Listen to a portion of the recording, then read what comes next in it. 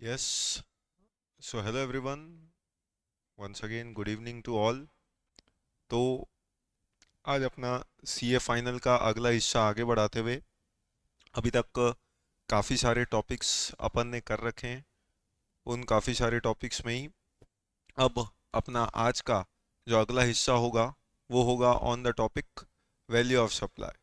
जब value of supply की अगर अपन बात करेंगे तो इसका मतलब अब उसमें अपन ने क्या देखना है, उसमें अपन ने एक टॉपिक डिस्कस करना है और वो टॉपिक है अपना वैल्यू ऑफ सप्लाई। अब वैल्यू ऑफ सप्लाई की अगर अपन बात करते हैं तो ऑब्वियस सी बात है, इससे पहले हमने अपने फाइनल लेवल पे कई सारे टॉपिक जो हैं उनको ख़त्म कर चुके हैं। तो जब ख़त्म कर चुके हैं तो ऑब्वियस सी बात है उनको हमें ध्यान रखना चाहिए।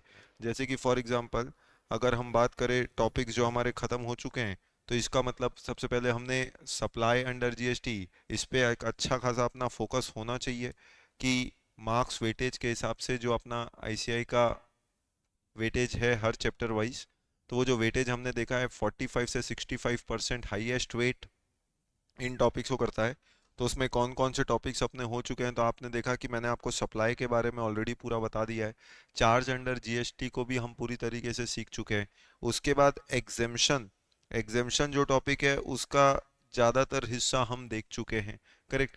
टाइम ऑफ सप्लाई का टॉपिक भी जो है हम पूरी तरीके से ख़त्म करके आ चुके हैं। इसका मतलब यहाँ तक का ऐसा मतलब आप देखिए, जो मेन कंपोनेंट है आपका जीएसटी का, जीएसटी के जितने ऐसे मेन हिस्से होते हैं वो मेन हिस्से के आधे से ज़्यादा हिस्से अपन ने कवर अप कर लिए 45 से 65% वाले पार्ट में, चैप्टर्स में। तो अब उनमें समझिए कोई सबसे की और सबसे इम्पोर्टेंट टॉपिक और चैप्टर जो अपन चालू कर रहे हैं, वो चालू कर रहे हैं आज का अपना topic which is value of supply. अब वैल्यू ऑफ सप्लाई के बारे में अगर अपन बात कर रहे हैं तो obviously value of supply again एक टॉपिक जो आपका पहले भी था इंटर लेवल पे, बट फाइनल लेवल में थोड़ा एग्जेजरेटेड वे में है और थोड़ा सा मोस्ट की एरियाज को कवर करता है। ठीक। चाहे थ्योरेटिकल बोलिए चाहे प्रैक्टिकल बोलिए, तो वैल्यू ऑफ सप्लाई का एक अपना अच्छा खासा सिग्निफिकेंस होता है आगे के हिस्से में।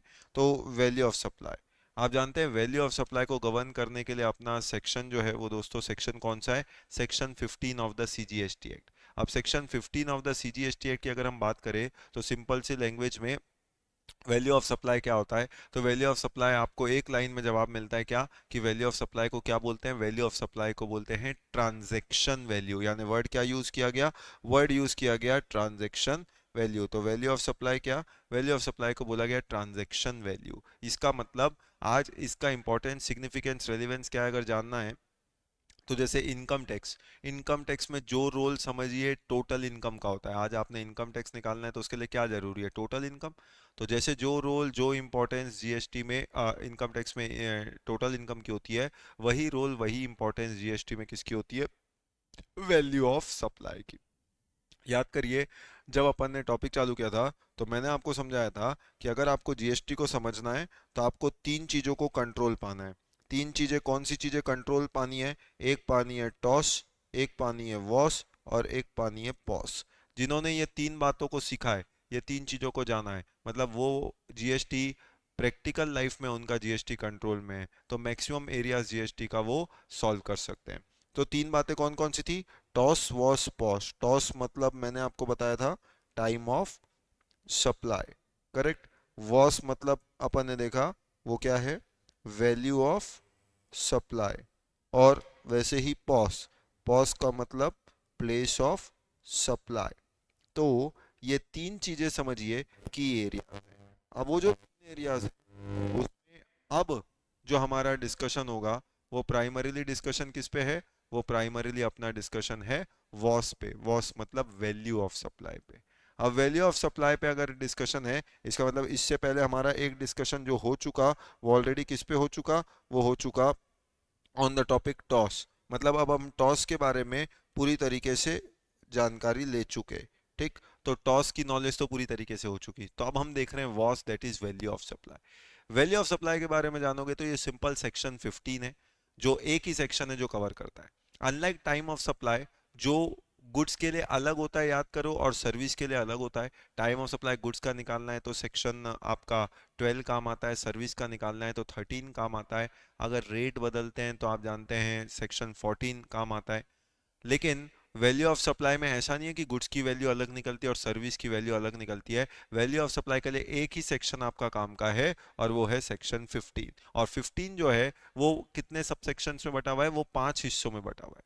5 हिस्सों में बटा हुआ है, यानी 15 सबसेक्शन 1, 15 सबसेक्शन 2, 15 सबसेक्शन 3, 15 सबसेक्शन 4 और 15 सबसेक्शन 5। ये 5 हिस्सों में आपका टॉपिक वैल्यू ऑफ सप्लाई बटा हुआ है। अब वैल्यू ऑफ सप्लाई की अगर हम बात करते हैं तो सबसे सिंपल 15 सबसेक्शन 1, उसमें आपने इंटर लेवल पे जो देखा है वो बेसिकली 15 1 देखा है, 2 देखा है, 3 देखा है। बाकी चीजें अभी बाकी हैं और ज्यादातर चीजें नहीं हैं इसमें फाइनल लेवल पे। तो अगर हम बात करें तो वैल्यू ऑफ सप्लाई क्या है, तो उसके लिए सिंपल बोला गया कि वैल्यू ऑफ सप्लाई क्या होगा, value of supply is the transaction value. जहां पे ट्रांजैक्शन वैल्यू का मतलब क्या होता है, ट्रांजैक्शन वैल्यू का मतलब होता है प्राइस एक्चुअली पेड और पेबल। तो ट्रांजैक्शन वैल्यू का आपका मतलब क्या हुआ, ट्रांजैक्शन वैल्यू का मतलब हुआ प्राइस एक्चुअली पेड और पेबल अगर दो बातें पूरी होती हो। अगर दो बातों को आप पूरी करेंगे तो जो भी प्राइस एक्चुअली पेड या पेबल है वो आपका ट्रांजैक्शन वैल्यू माना जाएगा, इन टर्न वो आपका वैल्यू ऑफ सप्लाई है। वो दो बातें कौन कौन सी है, वो दो बातों की अगर हम बात करें तो वो दो बातें हैं, नंबर 1, बायर और सेलर क्या होने चाहिए, अनरिलेटेड होना चाहिए, यानी they should not be related. तो पहली बात जो है वो है बायर और सेलर रिलेटेड नहीं होना चाहिए।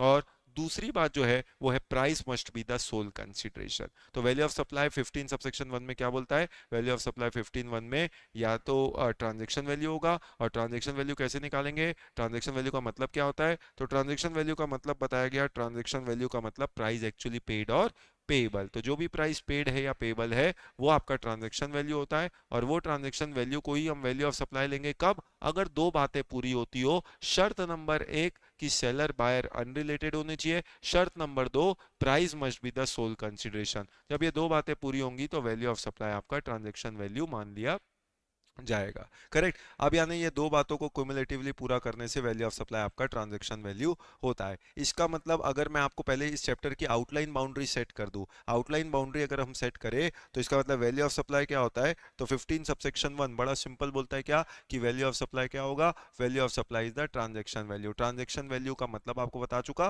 प्राइस एक्चुअली पेड और पेबल। पर वो बातें कब होंगी, जब दो बातों को आप पूरा करेंगे, नंबर 1 सेलर बायर अनरिलेटेड होंगे और प्राइस सोल कंसिडरेशन होगा। ये दो बातें अगर पूरी करेंगे तो value of supply transaction value होगा।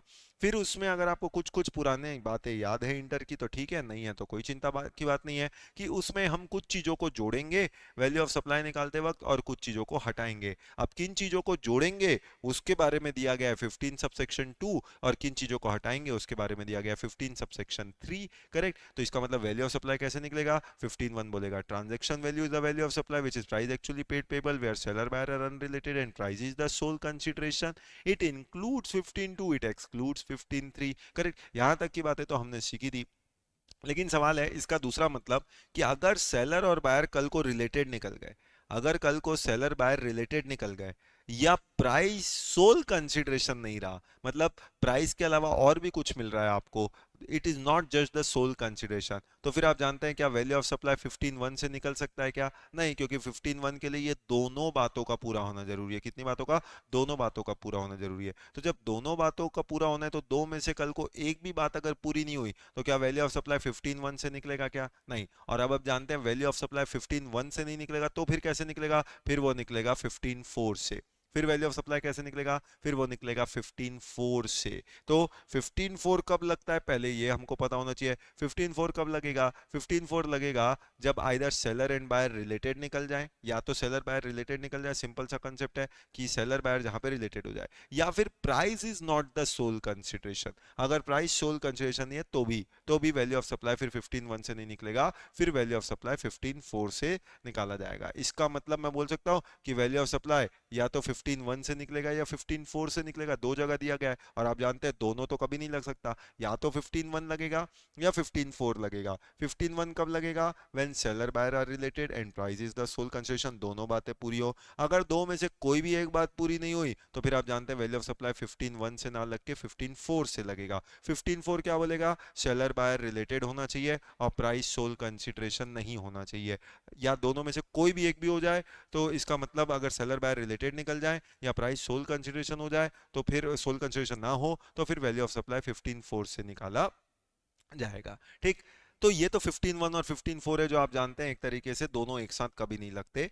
पर कुछ ऐसे नोटिफाइड सप्लाईज हैं, कुछ ऐसे नोटिफाइड सप्लाईज हैं जो गवर्नमेंट ने नोटिफाई किए। क्या नोटिफाई किए कि अगर ये काम करोगे, ये काम करोगे, ये काम करोगे, ये काम करोगे, तो उसका वैल्यू ऑफ सप्लाई ना 15(1) से निकलेगा, ना 15(4) से निकलेगा। इसका मतलब उसके लिए क्या किया गया, उसके लिए एक अलग ही सेक्शन बना दिया। बोलो कौन सा सेक्शन बनाया, उसके लिए बनाया 15(5). अब 15(5) जो बनाया वो आप जानते हैं चालू ही कैसे होता है, वो सीधा चालू ही होता है नॉट विथ स्टैंडिंग से। मतलब आप जानते हैं अच्छी तरीके से नॉट विथ स्टैंडिंग मतलब क्या हो गया, ऐसी की तैसी, ऐसी की तैसी 15(1) की जो बोलता है कि वैल्यू ऑफ सप्लाई कैसे निकलेगा, कि सेलर बायर अनरिलेटेड और प्राइस सोल्ड कंसिडरेशन है तो ऐसे निकलेगा, ऐसी तैसी 15(1) की।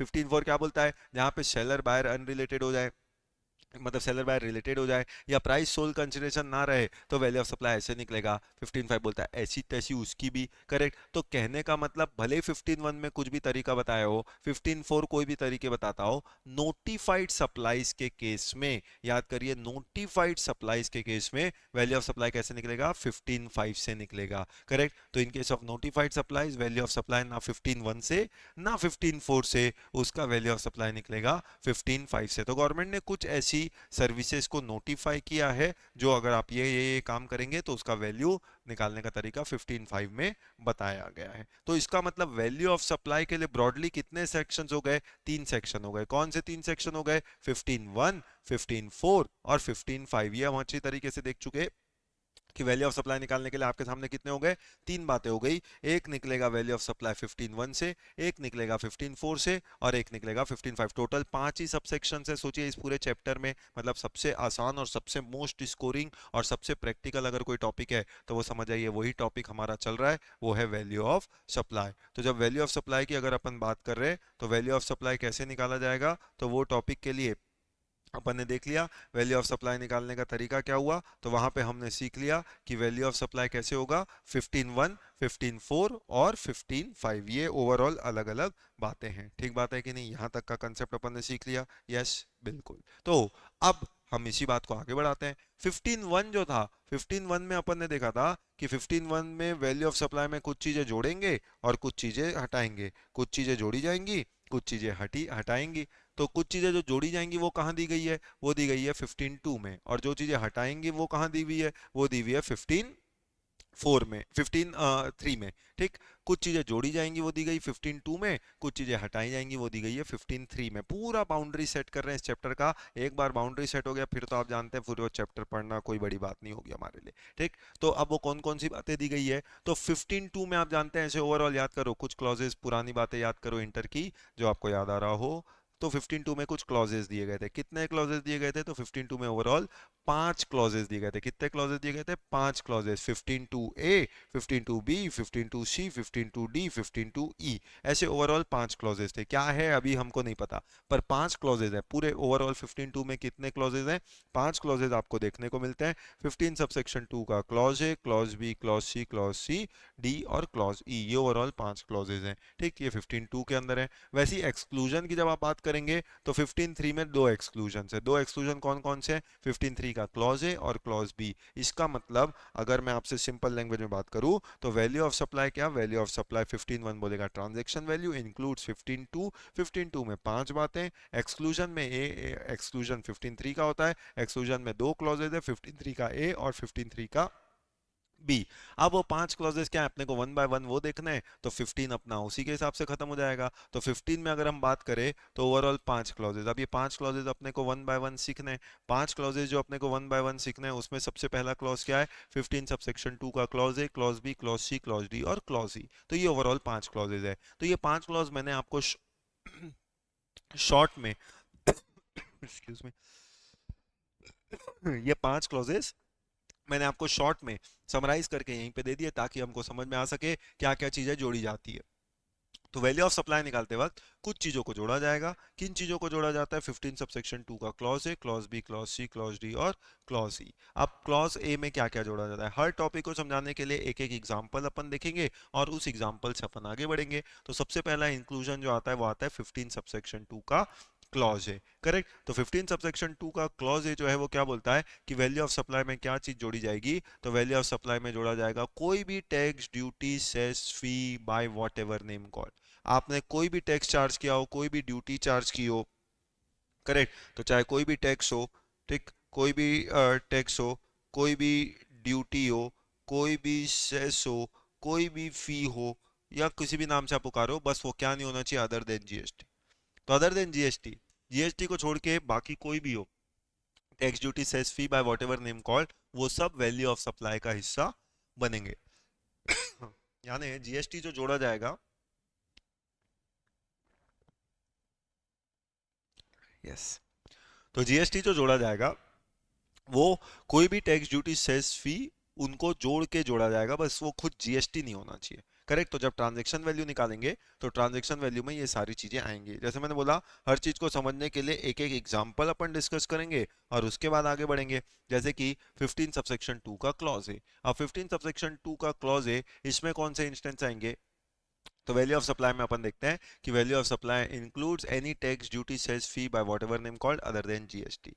अब जैसे फॉर एग्जांपल, अभी मान लो आपने कोई एक मोबाइल है, हालांकि ये एग्जांपल जो है ये 15(2)(a) को सेट नहीं करेगा, लेकिन आप इससे पूरा कंसेप्ट समझेंगे कि आज मान लीजिए आज एक मोबाइल है जो मैं इंपोर्ट करता हूँ। अभी इंपोर्ट कहाँ से करते हैं अपन? मान लो कोरिया से करते हैं। अब जब कोरिया से आप इंपोर्ट करेंगे तो आप जानते हैं उसमें आपको इंपोर्ट ड्यूटी यानी कस्टम ड्यूटी भी देना पड़ता है।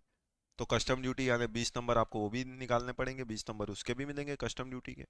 जब 20 नंबर कस्टम ड्यूटी के मिलेंगे तो जैसे जीएसटी किसी वैल्यू पे निकालते हैं, कस्टम भी तो किसी वैल्यू पे निकालते होंगे।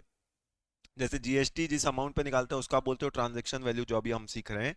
तो वैसे ही कस्टम किस पे निकाला जाता है? कस्टम में भी एक चैप्टर आता है और वहां पे जो आप निकालते हैं एक टॉपिक ही आएगा, calculation of custom duty, custom valuation करके। वहां पे जो आप वैल्यू निकालते हैं उसको बोलते हैं असेसेबल वैल्यू। असेसेबल वैल्यू यहाँ हम बोलते हैं ट्रांजैक्शन वैल्यू, कस्टम में इसी चीज को आप बोलोगे असेसेबल वैल्यू, एवीटीवी, एवीटीवी।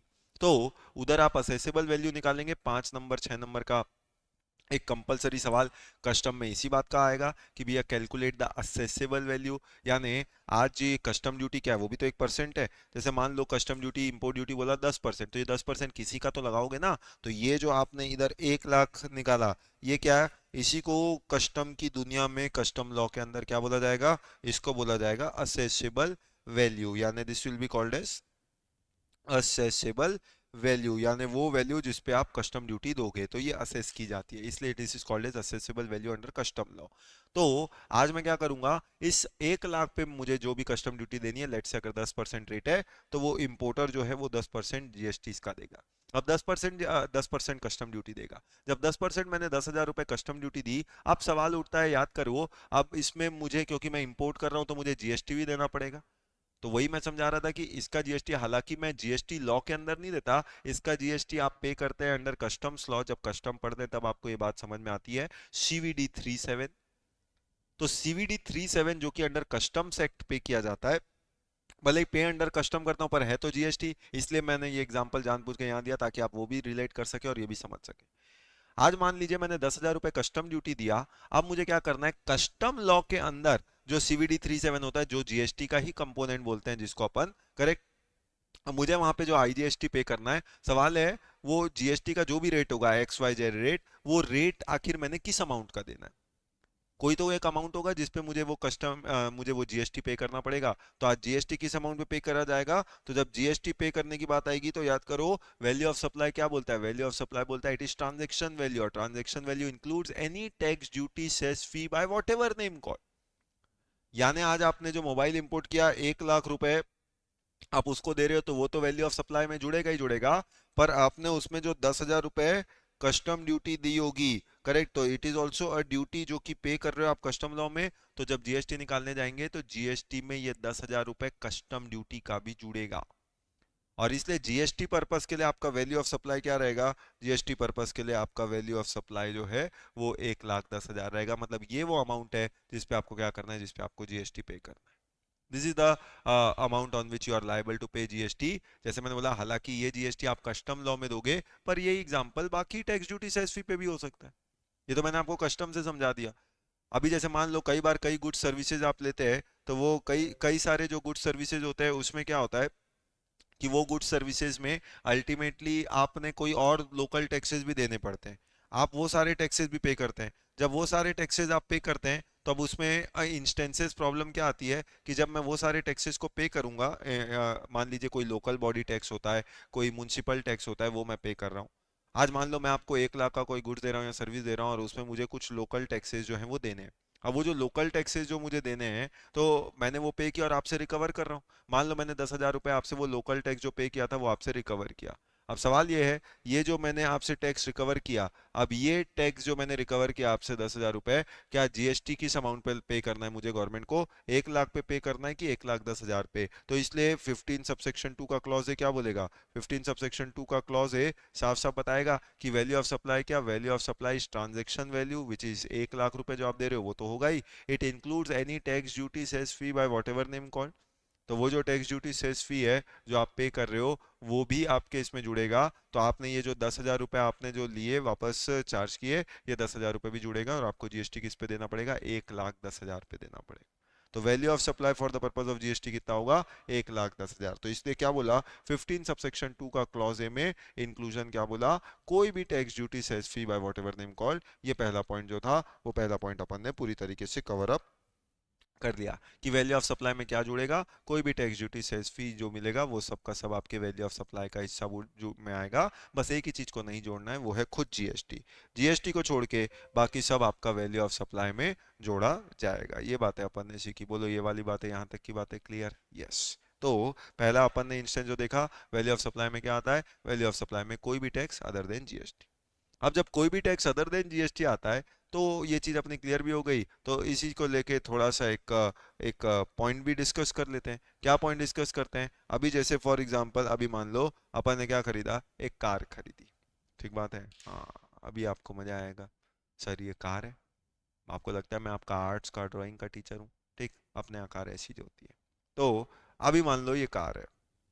ठीक, अब कार खरीदते हैं। जब कार खरीदते तो ऑब्वियसली कार बेचने वाला आपसे कार के पैसे तो लेगा ही लेगा। कार के पैसे के साथ साथ वो और क्या लेगा? कार के पैसे के साथ साथ बोलो और क्या लेगा? तो कार के पैसों के साथ वो जीएसटी भी तो लेगा आपसे। यस, जीएसटी भी चार्ज करेगा। तो क्या दिक्कत आ रही है उसमें? कोई दिक्कत नहीं है कि भैया कार के पैसे तो लेगा ही, कार के पैसों के साथ वो जीएसटी भी लेगा। और जब कार के पैसों के साथ जीएसटी लेगा तो वो तो लेता ही है, लेकिन वो कार के साथ साथ आपसे एक और टैक्स लेता है called as TCS. TCS, TCS मतलब टैक्स कलेक्शन एट सोर्स। और वो किसके अंदर लेता है? वो लेता है under income tax law. Income tax act में आप जानते हैं कि कुछ सेलेक्टेड केस में गवर्नमेंट ने बोल रखा है कि ये वाली चीज अगर सप्लाई करोगे तो सेलर ने बायर से पैसे तो लेने हैं, पैसे के साथ साथ टीसीएस भी लेना है। Like car is one such case. अब सोचो फॉर एग्जांपल, मान लो आप एक कार खरीदने जाते हो। कितने की कार? 20 लाख की कार। नए नए सीए बने हो, पहला ही दिन था, पहला क्लाइंट आया। क्लाइंट को थोड़ी बहुत आपने सर्विस दी तो उतने पैसे कमा लिए जितने सीए बनने में आपको खर्चा लगा। और उसके बाद 20 लाख की सेविंग बच गई तो आपने बोला क्या किया जाए? तो पहले ही क्लाइंट का पैसा था, चलो कार खरीद लेते। तो आपने 20 लाख की कार खरीद ली। अब 20 लाख की कार खरीदी। अब आप जानते हैं कार में शोरूम वाले ने आपसे जीएसटी भी लेना है और आपसे टीसीएस भी लेना है। अब सवाल यह है, वो शोरूम वाला थोड़ा सा कंफ्यूज्ड है। किस बात को लेके? कि भाई कार पे जीएसटी कैसे लगाए और टीसीएस किस अमाउंट पे ले? कंफ्यूजन क्यों आया? आज गवर्नमेंट ने मान लो कार पे टीसीएस बोला है 1%। 1% कार पे टीसीएस बोला है और जीएसटी वैसे तो पहले 28% लगता था, पर अब गवर्नमेंट ने ज्यादातर 28% वालों को 18% में लिया आया कार को। कुछ कुछ cars depending upon the engine capacity 40% में चली गई। तो ठीक है, वो सब सीखना हमारा मकसद नहीं है। मान लो 40% वाली कार थी। अब 40% वाली कार थी, अब सोचिए इफेक्ट क्या होगा? शोरूम वाले का कंफ्यूजन सोचिए। वो 20 लाख की कार आपको बेच रहा है, वो आपसे टैक्स ले, तो पहले वो 1% टीसीएस लगाता है। क्या करेगा मुझे नहीं पता, मैं तो अभी ऑप्शंस की बात कर रहा हूँ। तो 20 लाख की वो आपको कार बेचता है, उसमें वो 1% टीसीएस लगाता है। तो 20 लाख का 1% यानी 20,000 हो गया। अब 20 लाख 20,000 हुआ। जब 20 लाख 20,000 हुआ, अब मान लो जीएसटी लगाना है और जीएसटी का रेट अपन ले लेते हैं 40%। तो मान लो 20 लाख 20,000 का 40%। 20 लाख 20,000 का जब आप 40% निकालोगे तो वो हो गया 8,08,000। तो 8,08,000 वो जीएसटी लगा। और कार आपको कितने में देता? 28,28,000। तो एक शोरूम वाला आपको ऐसे बिल करता है। दूसरा शोरूम वाला बोलता है नहीं नहीं भाई ऐसा थोड़ी होता है, आप ऐसा कर रहे हो, ये गलत हो रहा है। वो क्या करता है? वो पलट देता है। कार तो वही 20 लाख की है। अब वो क्या करता है 20 लाख में, वो 20 लाख में पहले जीएसटी लगाता है 40%। तो 20 लाख का 40% समझो 8 लाख। तो वो आपसे जीएसटी लगाएगा पहले 8 लाख का, टोटल हो गया 28 लाख। फिर वो 28 लाख पे क्या करता है, आपसे टीसीएस लेता है। वो 28 लाख पे जो आपसे टीसीएस लिया 1%, तो वो 28 हजार हो गया। तो 28 लाख का 1% मतलब 28 हजार, और टोटल उसने भी बिल बना के दिया 28 लाख 28 हजार। सर तो क्या फर्क पड़ जाएगा दोनों में, कार तो 28 लाख 28 हजार की पड़ी, करेक्ट। दिखने में आपको एक जैसा लग रहा है 28 लाख 28 हजार की, लेकिन सवाल है टैक्स तो दोनों के अलग अलग हो गए। पहले वाले में आप टीसीएस 20 हजार ले रहे हो और जीएसटी 8 लाख 8 हजार ले रहे हो, दूसरे में जीएसटी 8 लाख ले रहे हो और टीसीएस 28 हजार ले रहे हो। सवाल है कौन सा मेथड सही दिख रहा है आपको इसमें। अभी इतने पे बात खत्म थोड़ी होती है। आप जानते हैं इंडिया में 140 करोड़ प्लस लोग हैं, तो वो लोग नहीं, उतने दिमाग है। हर शोरूम वाला अपना दिमाग चलाएगा। तीसरा वाला शोरूम वाला वो तो और ही आता है।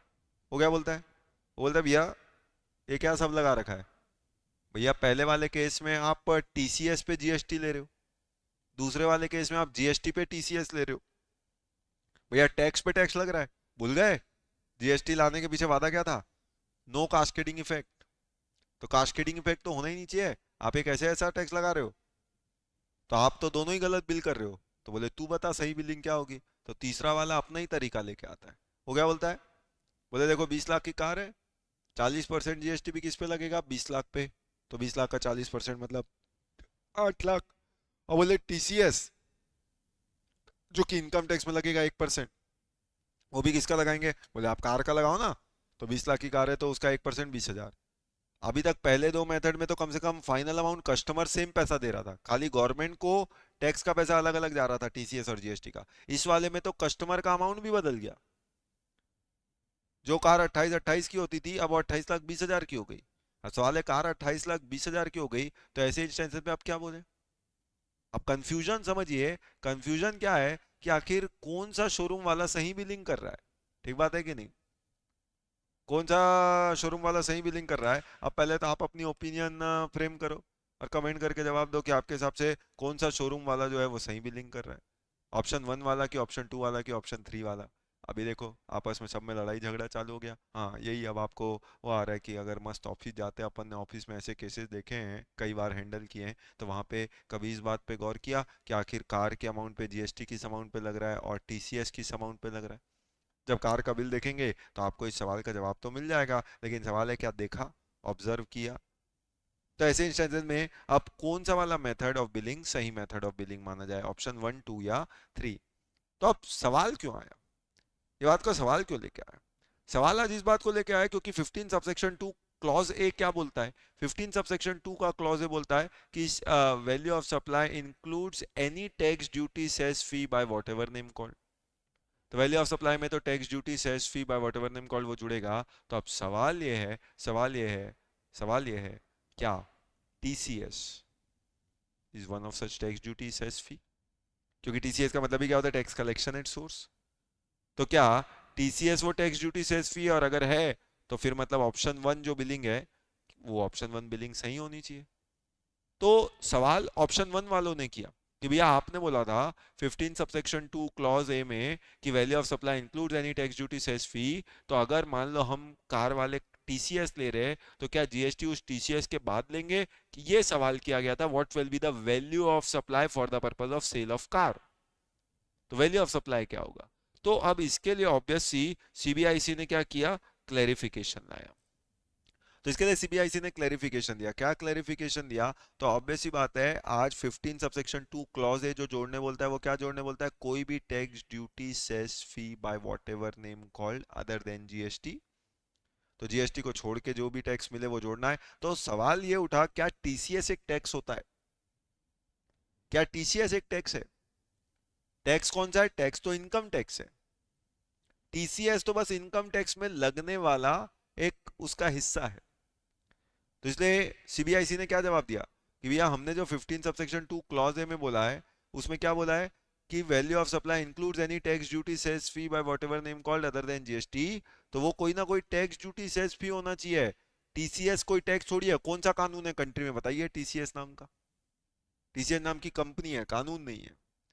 कानून कौन सा है? कानून तो है इनकम टैक्स एक्ट। तो कानून का नाम इनकम टैक्स एक्ट है, TCS is not a tax.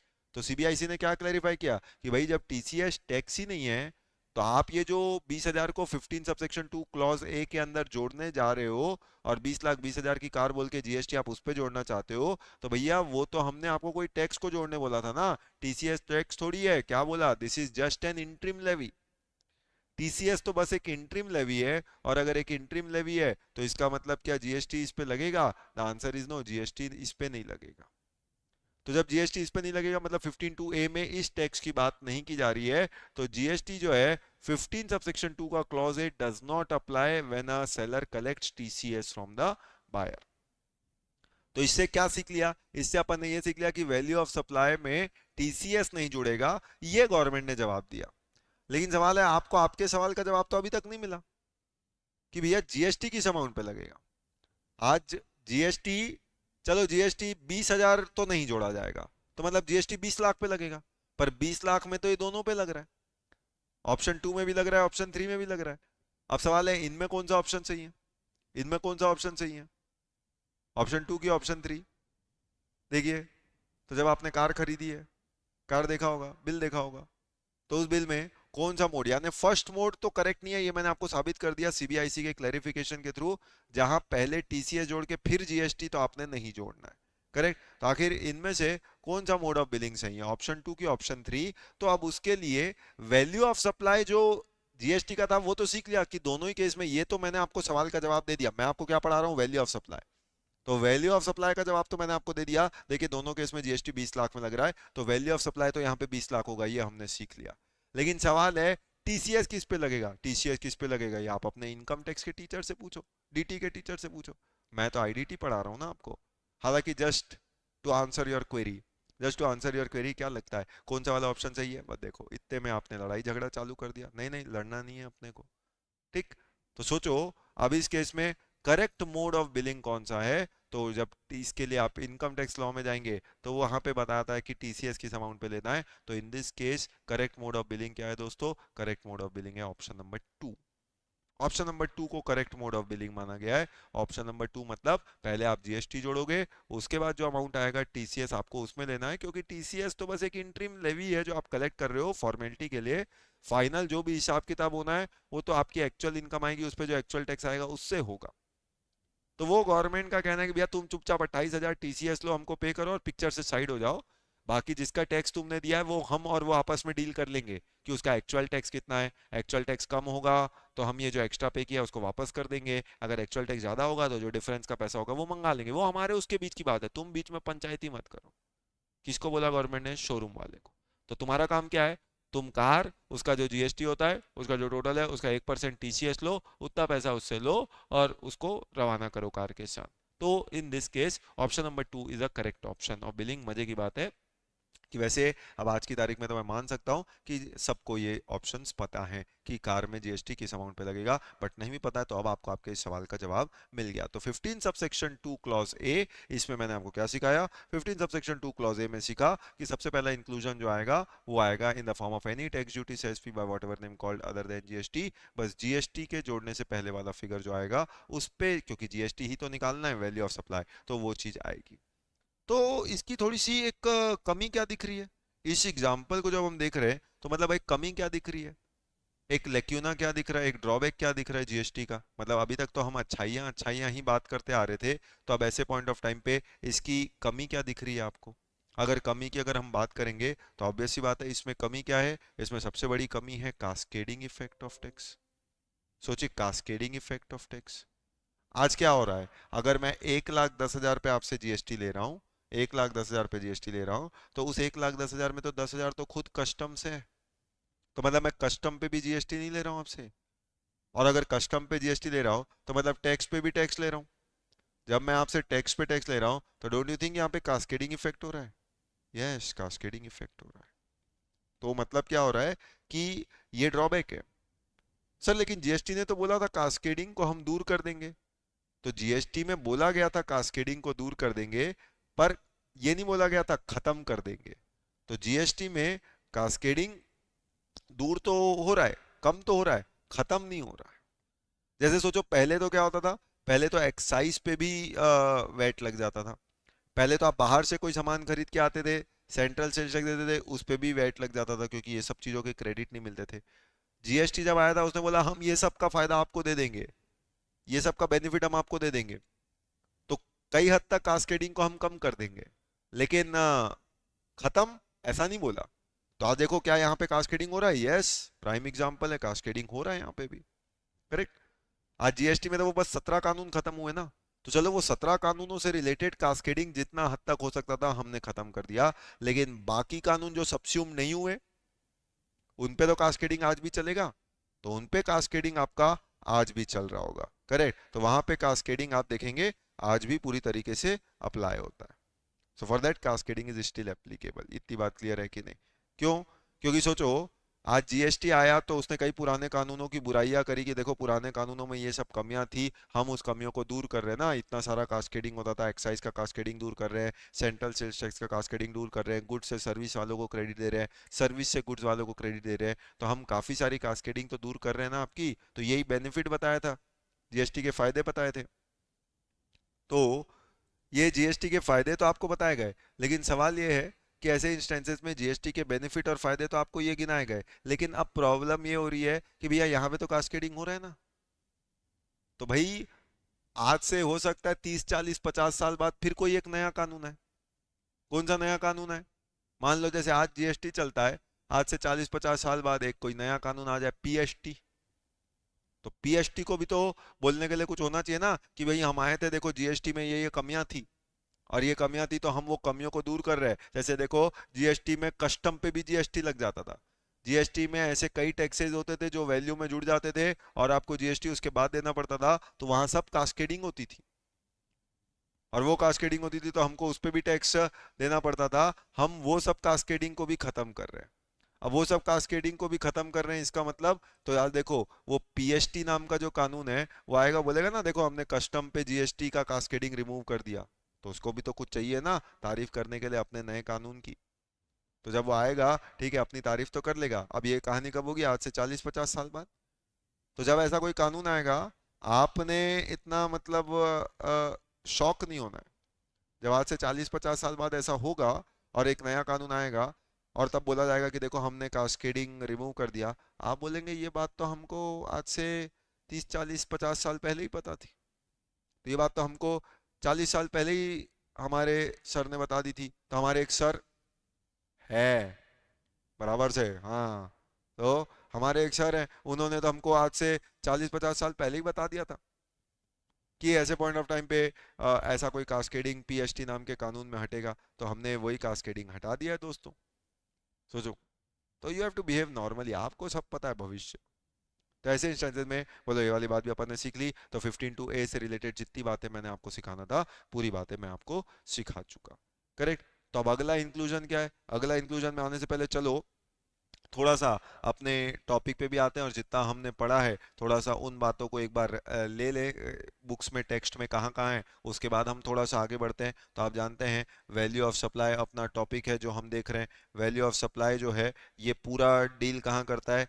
पूरा एक ही सेक्शन में डील करता है, आपको जो मैंने बताया वो है सेक्शन 15। अब सेक्शन 15 जो है तो देखो ओवरऑल कितने सब सेक्शंस में बना हुआ है, तो आप जानते हैं सेक्शन 15 जो है ओवरऑल 5 सब सेक्शंस में बना हुआ है। देखो 5 सब सेक्शंस क्या क्या थे, तो एक 15(1) है, फिर 15(2), फिर देखो 15(2) के ऐसे 5 क्लॉजेस दिख रहे हैं क्या? यस। फिर 15(3) है, यस 15(3) भी दिख गया।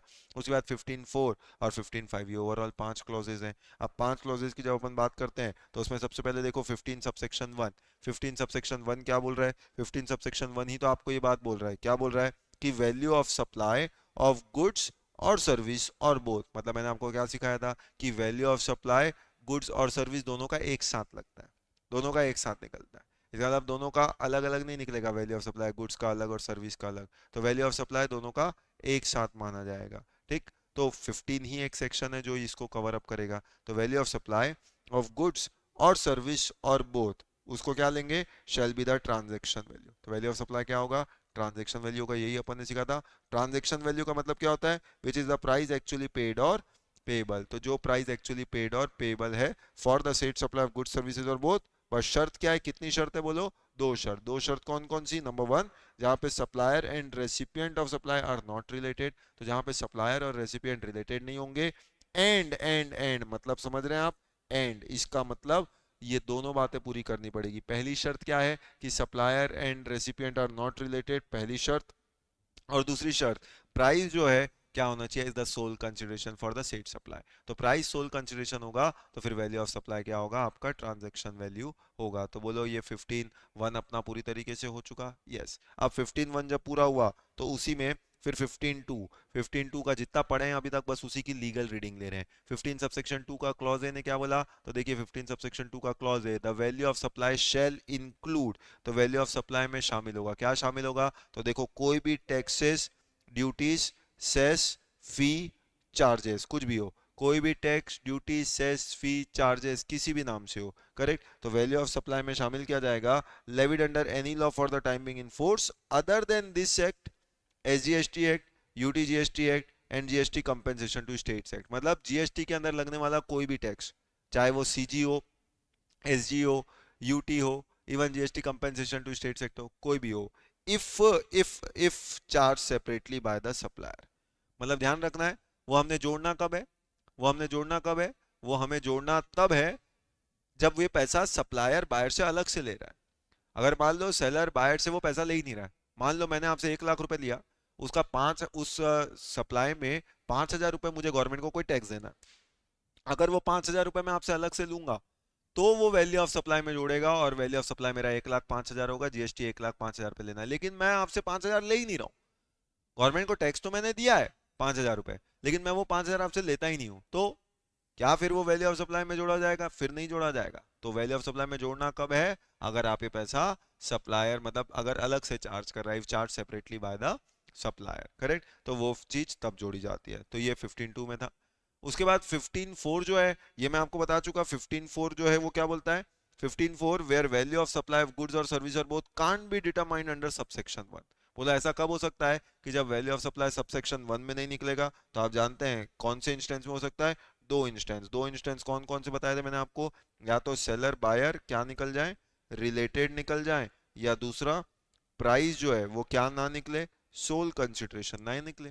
तो अगर प्राइस सोल कंसिडरेशन नहीं हुआ या सेलर बाय रिलेटेड निकल जाए तभी ऐसा हो सकता है कि 15(1) नहीं लगेगा। और ऐसा हुआ तो फिर same shall be determined in such manner as may be prescribe. तो फिर वैल्यू कैसे निकालेंगे? In the manner as may be prescribe. और manner as may be prescribe का मतलब क्या होता है? तो इसके लिए एक रूल बना हुआ है। क्या बना हुआ है? Determination of value of supply rules 2017। तो सीजीएसटी रूल्स है, उसके अंदर अलग अलग चैप्टर्स आते हैं, उसमें एक चैप्टर है determination of value of supply rules 2017। तो वहां पे पूरा वैल्यू ऑफ सप्लाई कैसे निकाला जाएगा उसका तरीका दिया हुआ है। तो रूल 27 से ये चालू होता है। और इवन नोटिफाइड सप्लाईज भी उन्हीं वैल्यूएशन रूल्स में आते हैं। तो जो नोटिफाइड सप्लाईज जो यहाँ पे हैं वो कुछ नोटिफाइड सप्लाईज ऐसे दिए हुए हैं, क्या क्या हैं वो आगे देखेंगे अपन, अभी आज की तारीख में अपने को नहीं पता क्या क्या है, करेक्ट। तो क्या होगा जब पढ़ेंगे तब उसको देखेंगे। तो चाहे 15(4) हो चाहे 15(5) हो, उसका वैल्यू कितना होगा वो निकालना है, तो उसके लिए आपको रेफर करना पड़ता है determination of value of supply rules 2017। उसके रूल होते हैं रूल नंबर 27 से लेके रूल नंबर 35, वहां तक की नॉलेज हमको रहनी चाहिए, ठीक। तो 15 सबसेक्शन 2 में 15(4) ने ये बात बोल दी, तो 15(4) भी अपन ने सीख लिया। एज प्रिस्क्राइब्ड मतलब अब आप समझ गए कि वो प्रिस्क्राइब कहाँ हो गया? तो वो प्रिस्क्राइब हो गया determination of value of supply rules में, वहां पे प्रिस्क्राइब हो गया, ठीक। उसके बाद क्या हो रहा है? उसके बाद 15(5) आ रहा है। अब 15(5) जो आ रहा है वो क्या बोल रहा है? तो 15(5) देखो 15(5) क्या बात बोलता है? Not which standing anything contain. 15(5) ने क्या बोला? Not which standing anything contain in subsection 1 और सबसेक्शन 4। तो मतलब इसने बात ही क्या करी? Not which standing anything contained in 15(1) और 15(4। तो 15(1) ने चाहे जो बोला हो उसकी ऐसी तैसी, 15(4) ने भी जो भी बोला हो उसकी भी ऐसी की तैसी। क्या बोल रहा है? द वैल्यू ऑफ सप्लाई, क्या बोला जा रहा है? वैल्यू ऑफ सप्लाई, ठीक। उसमें क्या बोला जा रहा है? Value of supply as notified by government at recommendation of council shall be determined in such manner as may be prescribe. तो उसका वैल्यू ऑफ सप्लाई कैसे निकाला जाएगा? In such manner as may be prescribe. तो उसका value of supply उस pattern उस तरीके से निकाला जाएगा। अब उस पैटर्न और उस तरीके से अगर अपन बात करें कि कौन कौन से तरीके से निकाला जाएगा, तो वही तरीके और वो नोटिफाइड सप्लाईज भी कहाँ दिए गए हैं, वो तरीके और वो सप्लाईज भी आपको वहीं पे मिलेंगे। कहाँ पे मिलेंगे, वो तरीके आपको मिलेंगे determination of value of supply rules 2017, मतलब वही रूल 27 से लेके रूल नंबर 35। अब याद करिए, अगर वो रिलेटेड पर्सन की अगर अपन बात करते हैं तो वो रिलेटेड पर्सन के बारे में कहाँ बताया गया, वो रिलेटेड पर्सन के बारे में ही तो यहीं पे बताया गया। वो रिलेटेड पर्सन कौन होते हैं कौन नहीं होते, याद करो रिलेटेड पर्सन का जिक्र पहले भी कभी हुआ था। रिलेटेड पर्सन का जिक्र पहले जब आप जीएसटी पढ़ते थे तो कहाँ आता था आपके सामने, कुछ याद आ रहा है किसी को कि रिलेटेड पर्सन जब आप पढ़ते थे उसका जिक्र कहाँ आता था? तो यस, बिल्कुल सही, उसका जिक्र आता था एक्सप्लेनेशन टू सेक्शन 15। और वो जिक्र आप करते थे कहाँ, जब आपने पढ़ा था कौन सा टॉपिक, जब मैंने आपको पढ़ाया था सप्लाई। तो सप्लाई जब मैं आपको पढ़ा रहा था उसमें एक रेफरेंस आया था पैरा टू शेड्यूल 1।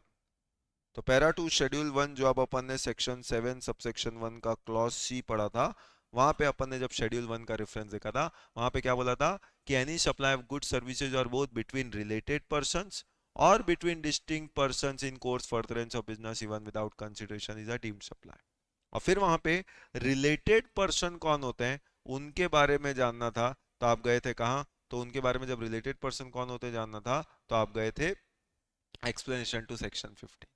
और वही एक्सप्लेनेशन टू सेक्शन 15 उसकी लिस्ट पूरी याद है, तो वो एक्सप्लेनेशन टू सेक्शन 15 जो वहां हमने देखा था वो बेसिकली यहाँ पे दिया हुआ है। तो वही वही आप देखें कि यहाँ पे क्या क्या दिया हुआ है, तो जब आप उसको डिस्कस कर रहे हैं तो वो क्या क्या चीजें दे रहा है, तो देखो कंपनी के लिए उसके डायरेक्टर जो है वो रिलेटेड पर्सन की कैटेगरी में आ जाते हैं, करेक्ट। फर्म के लिए उसके पार्टनर्स रिलेटेड पर्सन की कैटेगरी में आ जाते हैं, एम्प्लॉयर के लिए एम्प्लॉय रिलेटेड पर्सन की कैटेगरी में आ जाता है, करेक्ट। उसके बाद अगर कॉमनली होल्डिंग 25% या उससे ज़्यादा की होल्डिंग होती है तो वो रिलेटेड पर्सन की कैटेगरी में आ सकते हैं, करेक्ट। अगर one of them directly indirectly controls the other होता है तो वो आपस में रिलेटेड पर्सन की लिस्ट में आ सकते हैं, ठीक। अगर both of them directly are controlled by third person तो वो रिलेटेड पर्सन की कैटेगरी में आ सकते हैं, ठीक। तो वो रिलेटेड पर्सन होते हैं।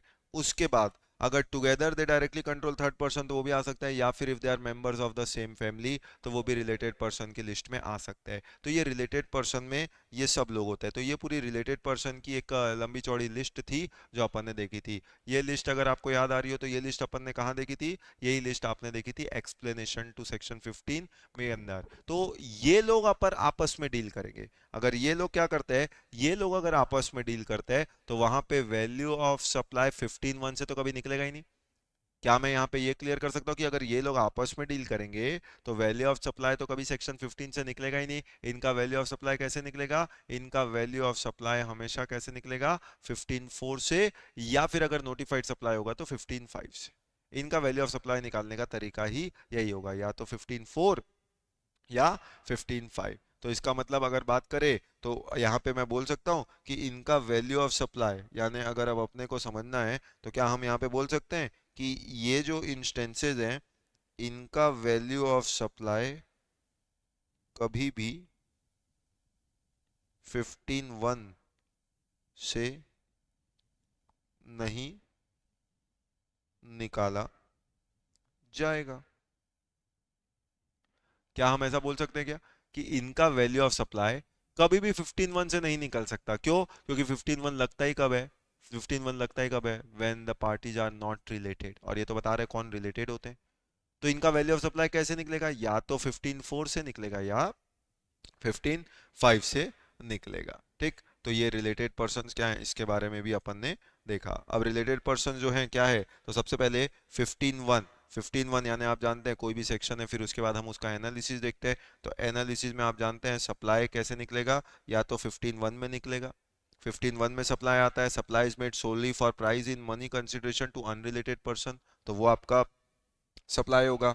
इसका मतलब अगर supply made for non monetary consideration होता है या पार्ट मॉनिटरी कंसिडरेशन होता है या फिर रिलेटेड पर्सन के साथ होता है तो क्या वैल्यू ऑफ सप्लाई फिर 15(1) से निकलेगा? नहीं, फिर वैल्यू ऑफ सप्लाई किससे निकालेगा, फिर वहां पे निकलेगा 15(4), फिर वैल्यू ऑफ सप्लाई आपका निकलेगा 15(4) अलोंग विथ रेलिवेंट रूल्स। आपको बता चुका रेलिवेंट रूल्स क्या है। और कुछ स्पेसिफाइड कैटेगरीज ऑफ गुड्स और सर्विसेज जो हैं, वो specified category of goods service में वैल्यू ना 15(1) से ना 15(4) से, वहां पे कैसे निकलेगा, 15(5) से निकलेगा अलॉन्ग विथ रेलिवेंट रूल्स। तो 15(1) ने क्या बोला था, ट्रांजैक्शन वैल्यू बोला था, देख चुके। तो ट्रांजैक्शन वैल्यू का मतलब सेलर बायर अनरिलेटेड होना और प्राइस सोल कंसिडरेशन होना, तो value of supply transaction value होगा। अब ट्रांजैक्शन वैल्यू होगा मतलब इसका अगर सिंपल लैंग्वेज में मैं बात करूं, मान लो कोई एक चीज है, मान लो मैं एक टीवी का काम है मेरा, मैं आपको टीवी बेचता हूं, अभी वो टीवी 50,000 रुपए की है। अब वो टीवी 50,000 रुपए की है, तो आप एज अ कस्टमर मेरी शॉप पे आए और आपने मुझे बोला सर पहचाना मुझे, मैंने बोला बोलो कौन, बोले सर याद करो, सीए फाइनल।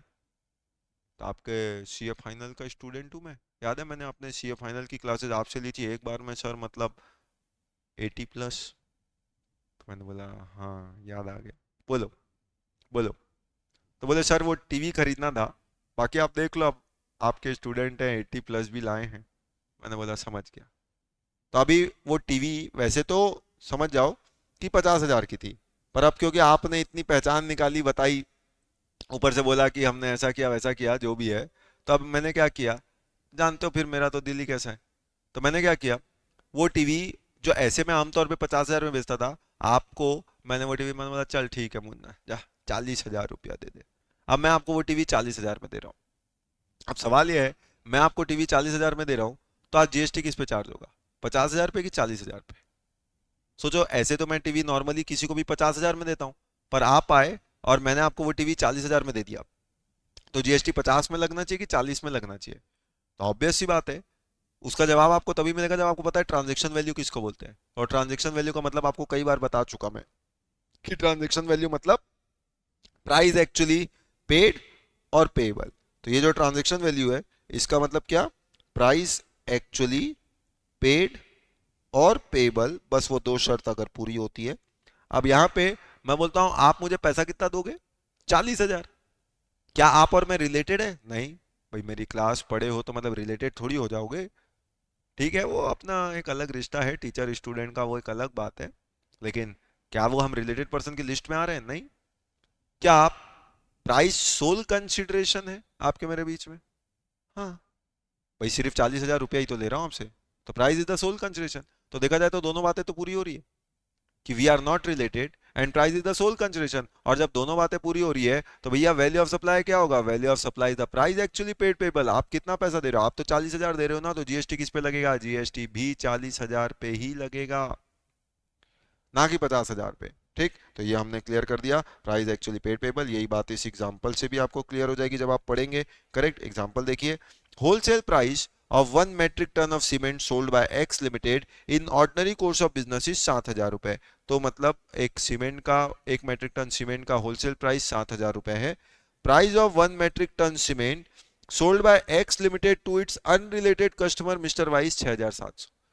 अभी वो कंपनी ने क्या किया, एक्स लिमिटेड ने अपने किसी एक अनरिलेटेड कस्टमर को वही सीमेंट जो वो आमतौर पे 7,000 में देती है, उस कस्टमर को वो सीमेंट 6,700 में दे दिया। अभी बोलो जीएसटी किस पे लेना है, 7,000 पे कि 6,700 पे। बिल्कुल वेरी सही जवाब आपका।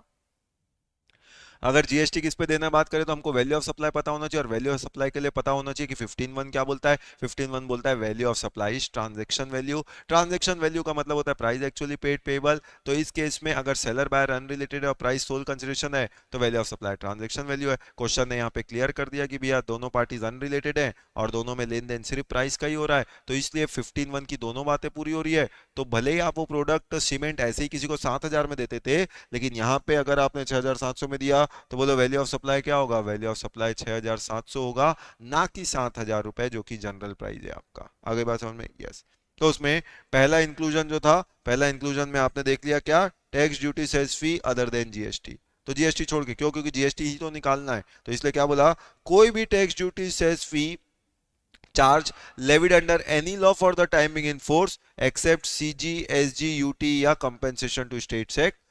GST compensation to states act आप जानते हैं, कानून बस अलग है पर है तो जीएसटी का ही हिस्सा। करेक्ट, तो वो जो भी एक्ट में लगे, if charge separately by the supplier are includable in value of supply, तो वैल्यू ऑफ सप्लाई में जुड़ेगा। तो आपके मन में एक सवाल आ रहा होगा कि सर सब लिखा है, आईजीएसटी क्यों नहीं लिखा है। आईजीएसटी के लिए रेफरेंस आया है section 20 of the IGST act. आप जानते हैं कॉमन सेक्शन आईजीएसटी का, विच इज सेक्शन 20।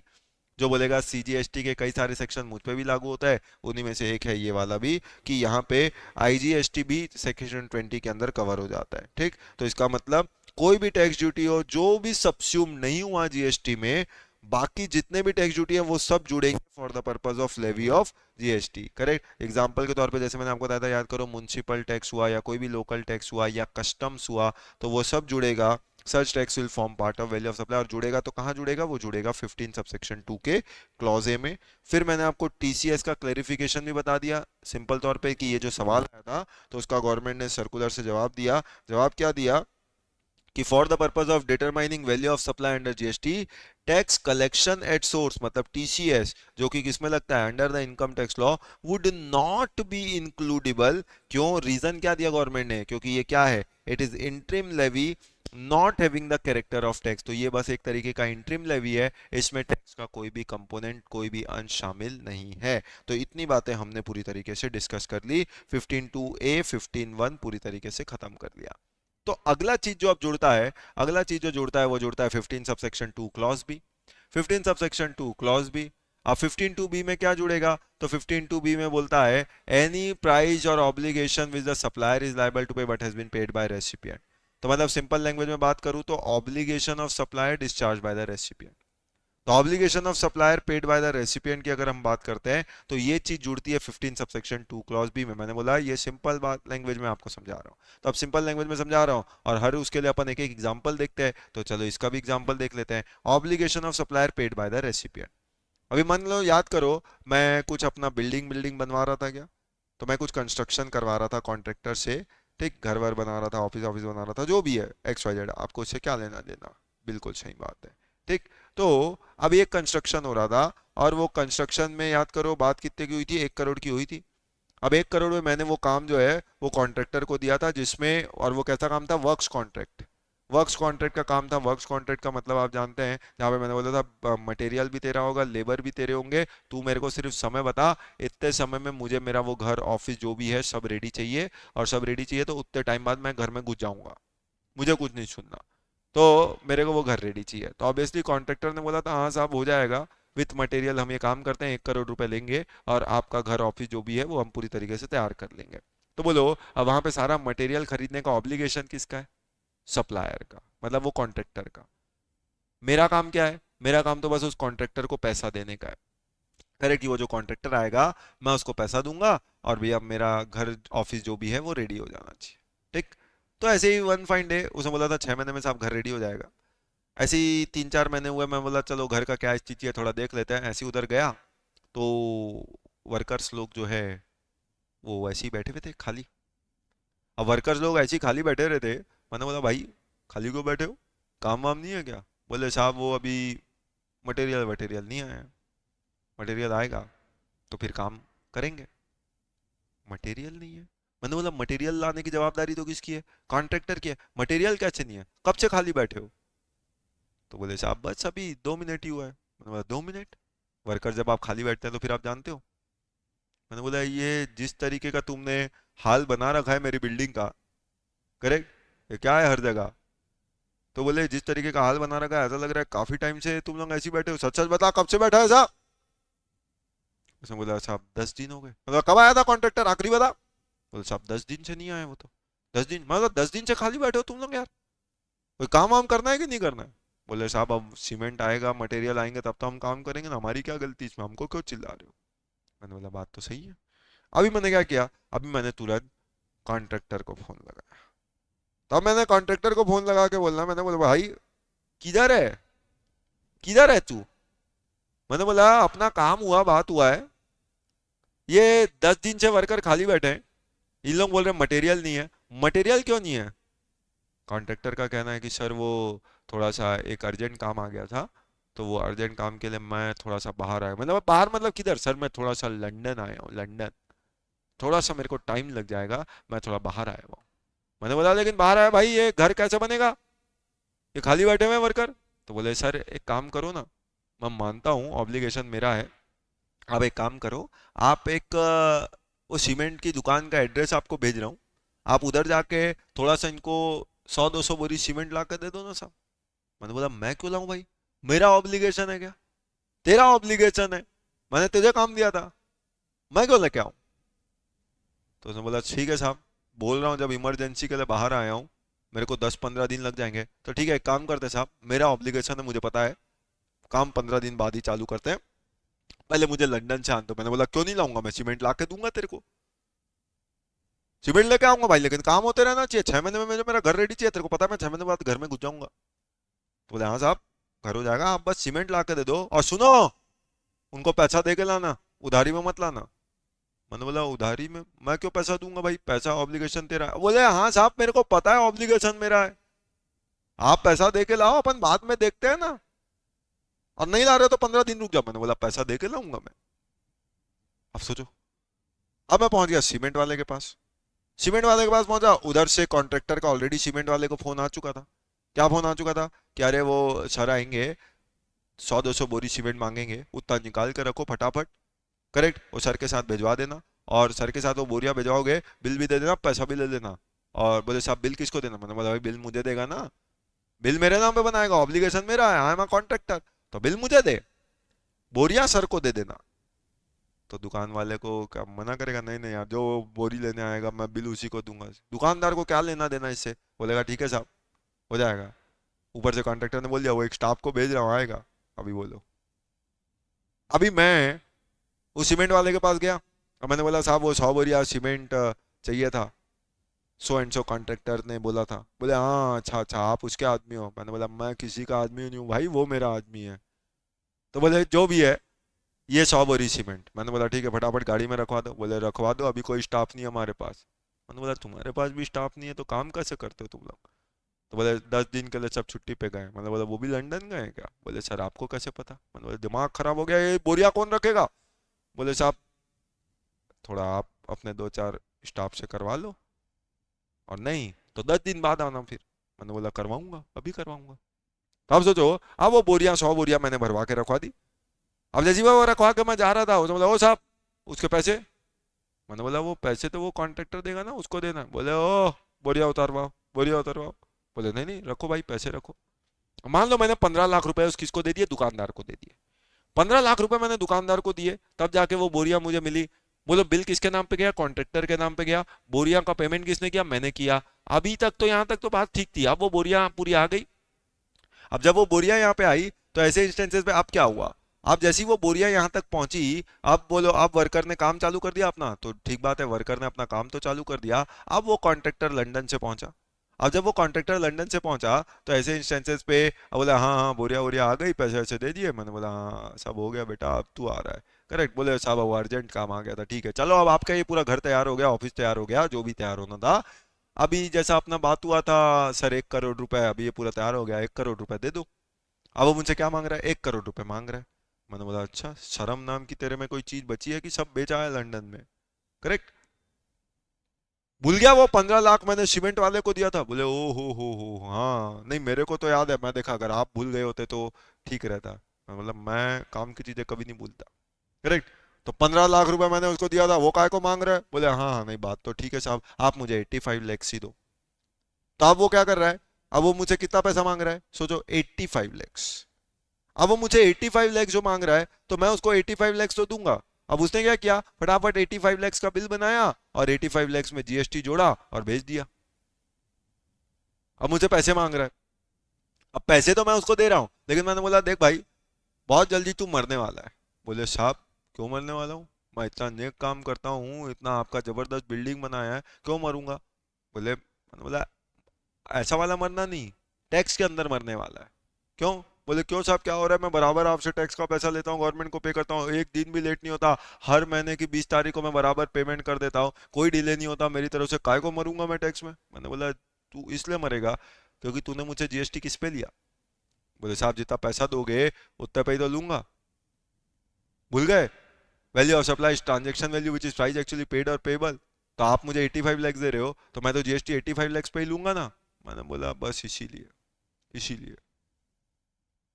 तो बोले साहब गलत कर रहा हूँ क्या मैं कुछ? किसी और पे जीएसटी लेना चाहिए। मैंने बोला ये सब बात मैं घर पे नहीं करता, एक काम कर ये मेरा ऑफिस का एड्रेस है, वहां पे आ जा। अभी क्या किया, अब उसी को ऑफिस बुलाया गया। अब जब ऑफिस बुलाया गया, तो अब ऑफिस में मैं उसको बोलता हूँ कि देख भाई तूने क्या किया, 85 lakhs का था, जबकि वो 15 लाख भी ऑब्लिगेशन किसका था, ऑब्लिगेशन तो तेरा था ना। तो जो ऑब्लिगेशन तेरा था, भले ही मैंने सीमेंट वाले को पैसा दे दिया तो क्या हो गया, ऑब्लिगेशन तो तेरा था ना, obligation of the supplier paid by recipient. भूल गया 15 सबसेक्शन 2 क्लॉज बी। तो 15 सबसेक्शन 2 क्लॉज बी क्या बोलेगा, 15 टू बी बोलेगा कि ये चीज को आपको वैल्यू ऑफ सप्लाई में जोड़ना पड़ेगा। तो 85 लैक्स तो मैं तुझे दे रहा हूं, वो तो है ही price actually paid payable. 15 lakh जो मैंने तेरे बिहाफ में सीमेंट वाले को दिया, वो भी वैल्यू ऑफ सप्लाई का हिस्सा बनेगा। और तुझे जो जीएसटी चार्ज करना चाहिए वो जीएसटी चार्ज होगा 1 करोड़ पे। तो तूने मुझसे जो 85 लैक्स पे जीएसटी चार्ज किया वो गलत है, 1 करोड़ पे चार्ज कर जीएसटी, तब मैं तेरे को पूरा पैसा दूंगा। और एक काम कर, ये जो कंसल्टेंसी मैंने तुझे दी है ये उसका बिल है, वो दे देना। कुछ तो घर की कॉस्ट रिकवर करूंगा कि नहीं करूंगा। तो ऐसे पॉइंट ऑफ टाइम पे वो अब उसको कंसल्टेंसी देके उसका अलग पैसा ले लिया, वो एक अलग बात है। लेकिन सोचो, तो ये तो जीएसटी किस पे लगेगा, 1 करोड़ पे लगेगा, क्योंकि वो 15 लाख किस में ऐड होगा, वो ऐड होगा 15 सबसेक्शन 2 क्लॉज बी में। पर ध्यान देने वाली बात क्या है, ध्यान देने वाली बात यहां पे है कि ये तो मैंने आपको क्वेश्चन में बताया था कि वो कॉन्ट्रैक्ट 1 करोड़ का हुआ था। तो 1 करोड़ का कॉन्ट्रैक्ट हुआ था तो आपके लिए बड़ा आसानी से उसका जवाब बन गया क्या, कि आपको पता है जीएसटी 1 करोड़ पे लगेगा। क्वेश्चन ऐसा थोड़ी बताएगा। क्वेश्चन तो क्या बोलेगा, क्वेश्चन तो सीधा सीधा बोलेगा कि भैया मैंने कॉन्ट्रैक्टर को 85 लाख रुपीस दिया है। क्वेश्चन तो ये बोलेगा ना कि मैंने कॉन्ट्रैक्टर को 85 लाख रुपीस दिया और कॉन्ट्रैक्टर के बिहाफ में सीमेंट वाले को 15 लाख दिया, बताओ वैल्यू ऑफ सप्लाई क्या।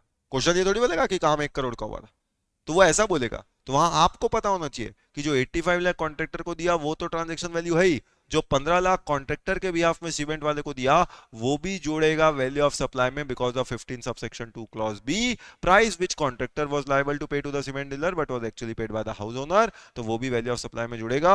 और ट्रांजैक्शन वैल्यू कौन सा आएगा, ट्रांजैक्शन वैल्यू पूरा 1 करोड़ रुपए आएगा, तो वो जीएसटी 1 करोड़ पे लगेगा, ना कि 85 लैक्स पे।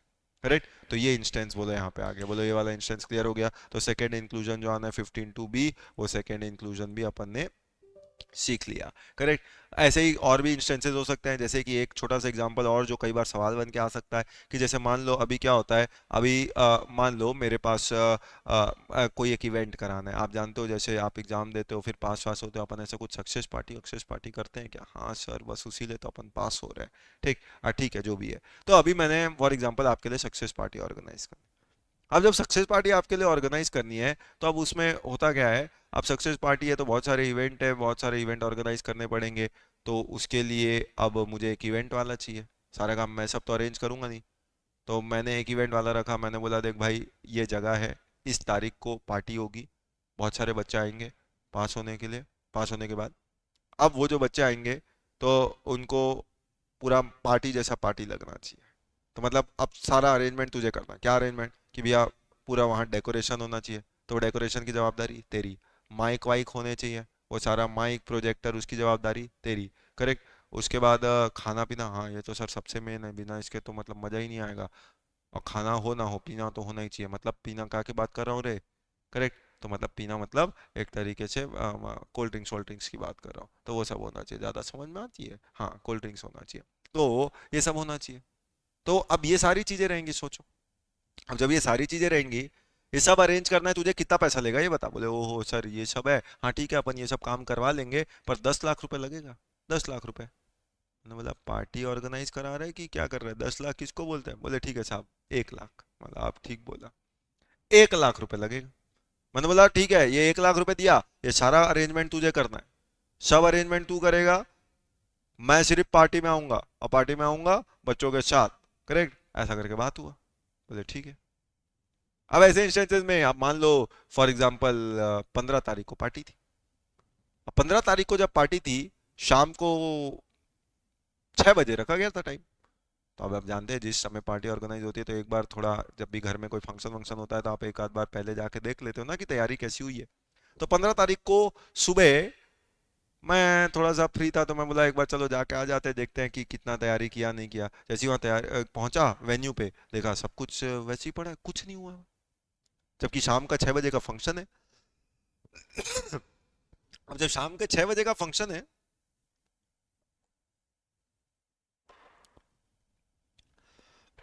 यूं समझिए, उसी समय बस काम चालू कर रहे थे।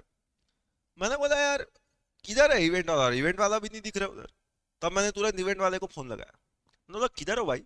बोले हाँ सब बस बस बस 10 मिनट। बोले, मैंने बोला शाम का आज ही का फंक्शन है। बोले हाँ हाँ, आप निश्चिंत रहो सब हो जाएगा। उतने में क्या हुआ, फूल वाला आया। अब फूल वाला बहुत सारे फूल लेके आया।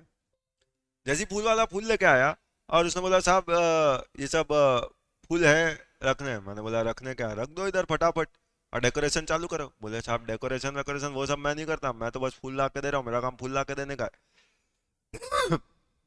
मैंने बोला चलो ठीक है, फूल ला के दे दिया वो ठीक है, जाओ फिर। तो बोले साहब 30,000 रुपये। मैंने बोला 30,000? किस बात के 30,000 रे? तो बोले साहब वो ये पूरे फूल आए ना, 30,000 रुपये दो डेकोरेशन का। मैंने बोला मैं क्यों दूं भाई, वो इवेंट वाला देगा, उससे बात कर। बोले साहब वो उनका फोन नहीं लग रहा, आपके में बैलेंस है तो आप लगाओ। मैंने बोला चल अभी लगा देता हूँ। अभी मैंने फोन लगाया। मैंने बोला किधर है भाई, 10 मिनट अभी तक नहीं हुआ तेरा, आने वाला था 10 मिनट में, कहाँ है तू? बोले साहब वो मैं फूल वाले के पास हूँ। मैंने बोला, दिमाग खराब हो गया, फूल वाला तो मेरे सामने है। तो बोले अच्छा अच्छा अच्छा, हाँ वहां से निकला हूँ, मतलब अभी मैं निकला हूँ, उसको बोला था फूल लेकर चले जाना, आप वहां पे हो गए, मैं माइक वाले के पास आया हूँ। तो मैंने बोला वो जिसके पास भी आया भाई ये पैसे मांग रहा है 30,000 रुपया, कौन देगा? तो बोले साहब एक काम करो ना, अभी मेरे को आने में थोड़ा सा, थोड़ा दूर में हूँ, लग जाएगा मेरे को थोड़ा 10 मिनट, 10 मिनट करके 1-2 घंटा लग जाएगा। करेक्ट, सब तैयारियां करके आना पड़ता है ना साहब, ऐसा थोड़ी होता है। मैंने बोला लेकिन भाई इसके पैसे तेरे को देना है ऑब्लिगेशन। बोले साहब आप दे दो ना, अपन बाद में समझते हैं। मैंने बोला यार ऑब्लिगेशन तेरा है। बोले ठीक है साहब एक काम करो, उसको बोलो अभी जाए, मैं 2 घंटे में आता हूँ, वो 2 घंटे बाद फुल लेके आना।